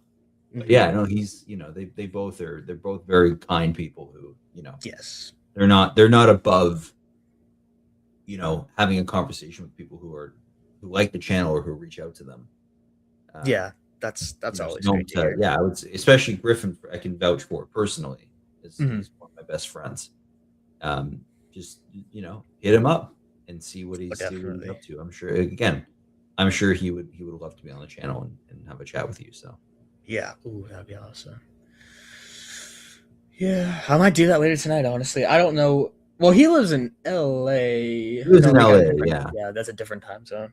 I don't remember how, or I don't know what time it is for him. But no, are you same as me? Are you Eastern? I'm Eastern. Yeah, 3 hours. He's 3 hours. Okay, yeah, 3 hours. So it'd be like, I guess 4 o'clock for him.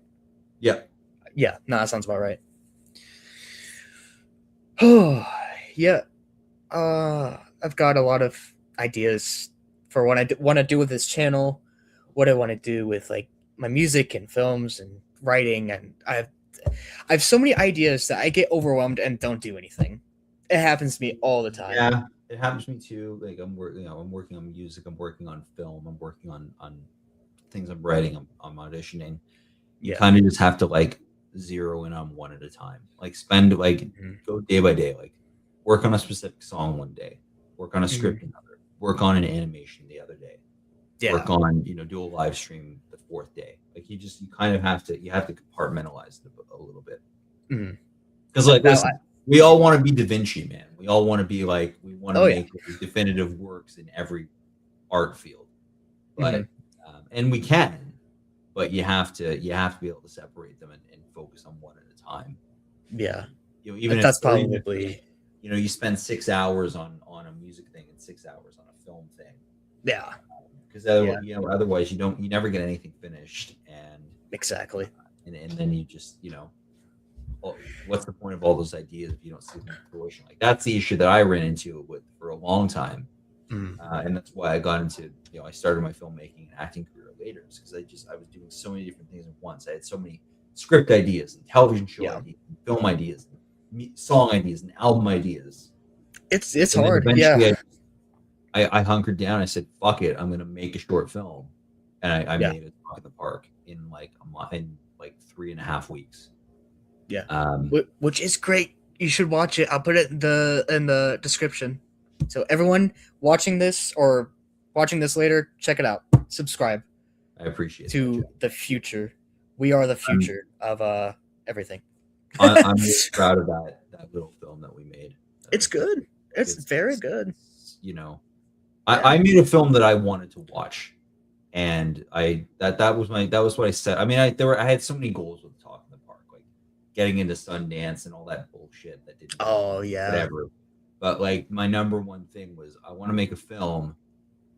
Number one, I want to make film because I haven't made one yet, and Right. two, I want to make a film that is the kind of film that I love and inspired me. Like I want to make a film that is like a Cassavetes film, that is like a Linklater film, that is Oh yeah. like that has the elements of a Scorsese in it. Mhm. Just like my favorite types of films. Like I wanted to make one of those, and Yeah. as far as I'm concerned, I made one of those. I've watched that film like a dozen times, um, Yeah. and like I make I hate to quote him now because I think he's a raging dick, but Tarantino kind of had it right. I Mm. make my films for me. Everyone else is invited. Yeah. I mean, that's a great quote. That is. Just make what you want to make. Don't worry Yeah, about other people. yeah. And if I they love mean, it, then great. That's perfect. yeah. But They just don't, they yeah. don't, they don't need to love it. I love it. So, Yeah. but I hope. I mean, Yeah. listen. I hope everyone watching it. I'm grateful anyone who does. I hope you do love it. Mhm. So far, Oh, of course. it's gotten really positive feedback from the people that have watched it. But there's only like 6 people that have watched it. So, Definitely. um, Yeah. actually, I had amazing interaction with a YouTuber named Tom Gilchrist, who has a Haven't channel heard. called Daddy Daughter Movie Night. And Oh, that's nice. the central thing of the thing is he mostly watches like kids films, animated films with his daughter, who I think is, I don't know, his daughter might be like 5 or 6 now. Oh. But he's had the channel for a long time, and he has kind of a sub series called Dad After Dark, which is where he watches things that he wouldn't show his daughter. Right. Yeah. Makes One of sense. those films was Husbands, the Cassavetes film. Okay. Right when I got back into Cassavetes at the start of 2022, and as I was going back through his film, like rewatching his filmography, Tom made a video on Husbands, Mhm. and I watched it, and it not only enhanced my feelings and experience of that film, but certain things that he touched on were an influence on Talk in the Park. So I've been watching Tom's videos for just under 4 years now. About as long as I've been an actor for. And I find his reviews really inspirational. I find that his insights into film, and not just the Dad After Dark ones. I've watched his reviews of things like Elemental or The Wild Yeah. Profile, the films that he watches with his daughter. He Oh, yeah. has such profound, concise thoughts on these things. Oh, that's awesome. happened to find a talk in the park because I always comment on his videos when I watch them. I say, I engage with him. He's Oh, great, like engages with his audience all the time. He found a talk in the park by chance, and he left, just like the nicest set of comments about, um, like he saw the Cassavetes influence in it, and he had thoughts, and he made a community post on his channel recommending the film. oh, that's great. That was probably, like, in terms of just the reception of the film, it's probably the best thing that's happened with it. No, that's Just because perfect. I didn't ask him to do that. I didn't prompt him to do that. I didn't like. I Yeah, wasn't like, he just oh, did it. if you like it, could you share it to your? He just went and shared the film, and he's Oh, got that's beautiful. he's got an audience of like 3,000 people. So Yeah. I'm really grateful to him for that. That was only in the past. I don't know. That was maybe like 2 or 3 weeks ago, if even that Oh, long. so this is recent, recent. Oh, This wow. just happened, yeah. So Oh, it yeah. listen, it gave it, he probably put more eyeballs on the film than had seen it at collectively at all of the festivals that it was at. Oh, So really? yeah, yeah. So, but That's yeah, I'm excited. Anyone who checks it out, I'm grateful to you for watching. I hope that it yeah, it resonates with you because it's supposed to. yeah, And for sure. at least certainly for men who watch it, I hope you are able to examine and possibly re-examine the relationships you have with other men around you in your life, your friends, family members, whoever it might be, but just the way that you interact with other men in your life, Yeah, um, for and sure. against the historical and kind of societal notions of what masculinity is, and whether or not men should be open about their feelings or talk about their feelings, and especially talking about their feelings to each other. It's a film that I just hope opens some emotional doors for people as they watch it. I'm not saying you have to watch my film and weep your eyes out while it's Right. playing. you Yeah. know I hope it's a film that starts a dialogue within yourself, just a Yeah. little one. Yeah. And you might spot check yourself and be completely on board with the film already, or it might help you with some things. It's just it's a film. It helped me to make it, and it helped me to watch it and watch it again. And and that's the other part of its reception, that just people have come up to me and said that it's helped them with, either they've literally gone through what the characters in the film went through, Mm. or it just helped in their relationships with their close friends, or just yeah, just where they are in their life emotionally. It's recontextualized things just a little bit for them, and Yeah. that's what I wanted to do. That's kind of the That's secondary goal I had. that's the best thing you could hear. Yeah. Yeah. Yeah, definitely. Oh wow. Yeah. I've only seen it once.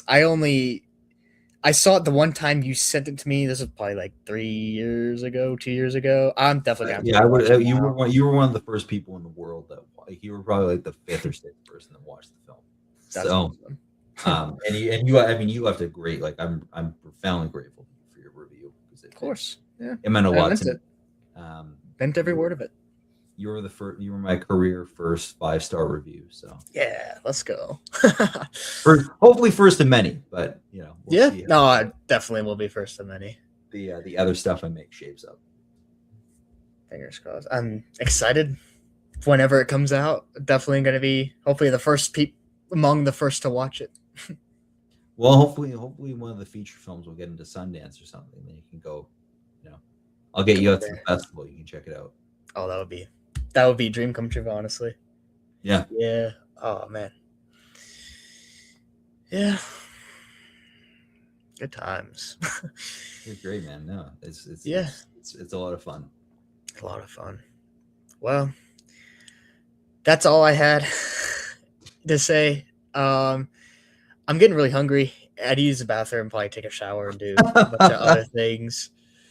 But uh, yeah, you gotta take care of that stuff before the live stream, Jack. yeah, I did eat. I ate some those popcorn chips during my movie earlier, so Yeah. I enjoyed that. That's the trick. You gotta do all the things before the stream. Yeah, but we've also been Otherwise, going on. they're gonna get in the way during the stream. You don't want Yeah, that. Like we made it pretty. Like I'm not saying this doesn't need to go on. Like I think we covered pretty good ground. But We've covered a lot of things. you don't want to be 45 minutes into one of these, and then all of a sudden, like all of the needs hit you at once, right? Yeah, no, we made it pretty far. Yeah, I would say. Yeah. Well, hopefully I can get you back on the channel again at some point. I would love to. yeah. I love to I'm sure do it again. we'll be able to line something up. I'm really Yeah. looking forward to that. Yeah. I mean, this summer, the only thing I've got going on is work. I mean, I'm busy. I'm gonna be pretty busy this spring, but like, I'll try to make time, find time. And this summer, like, the only thing I'll be doing is working, so I'll have like plenty of time to do I mean, I whatever. do know you probably want to get to me before the Odyssey comes out because I imagine I'll probably be like, Yes, I'll be spending a lot of my summer in the theater watching the Odyssey. watching the Odyssey. Yeah. You know, I wouldn't be surprised if I hit like 10 times theatrically with it because Oh yeah, for sure. you know it's the fucking Odyssey, man. It's the Odyssey, So and Travis Scott is in it apparently. yeah. Well, I think it seems like everyone is in the Odyssey except Yeah. me. Nolan didn't call me. You know what? You know, Oppenheimer, I could forgive him for. The Odyssey, I don't know. Yeah. Well, he hit me up a while ago, but I was busy at the time. I couldn't. Oh, I I just see. couldn't. Yeah. Well, Tom Holland got your part, I guess. Yeah. No, it was. Yeah, I went to Tom Holland instead. Yeah. I was like, good job, Tom. You did it. Yeah, it won't be the same movie without you. Yeah, I know. Yeah, I do want to act. I just get camera shy. Do it, dude. Just do it. Just audition. I'm telling you. Go on Instagram. Look for casting calls. Short films. Short films are casting all the time. That's how I started. I saw 1,000 casting calls on Facebook and Instagram, and yeah, eventually it was a year and a half into COVID, and I said fuck it. I saw one for a short film called David, and I said what the fuck.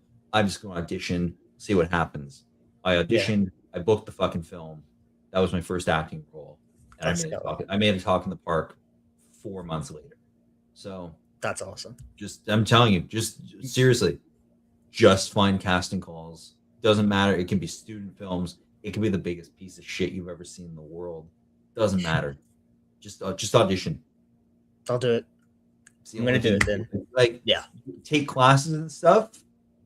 Do that too, but right now, like tonight, find a casting call and submit for it. Okay. Yeah, I'll look into it. For sure. Especially because like you got like an 8-year head start on when I started. So that's true. I did. You don't have an excuse. You have to now. Yeah. I did. You put it out there. Yeah. So I'm going to be the guy that bullies you into acting. Please do. Yeah. I need that. I need that kind of like motivation. Yeah. Oh, I'm great for that. So yeah. Oh yeah. You'll be my cheerleader. There you go. There you go. All right. All right, man. Well, thank you so much for having me on. Of course. And, I'm looking forward to doing it again. Me too. That was great. That I was nervous at first, of course, but that went as great as I hoped it would. Yeah, you did. You did fantastic, man. You did too. Listen, it's only going to get better. You're going to do this more. It's going to be even better. And you're going to start having people who are actually heavy hitters in this industry. I can't claim to be. I hope so. But I'm really excited to see the conversations that you have moving forward too. But we'll definitely do this again for sure. We'll have to. Yeah. Well, I appreciate your time, man. Thank you for coming on. Finally. Of course, yeah.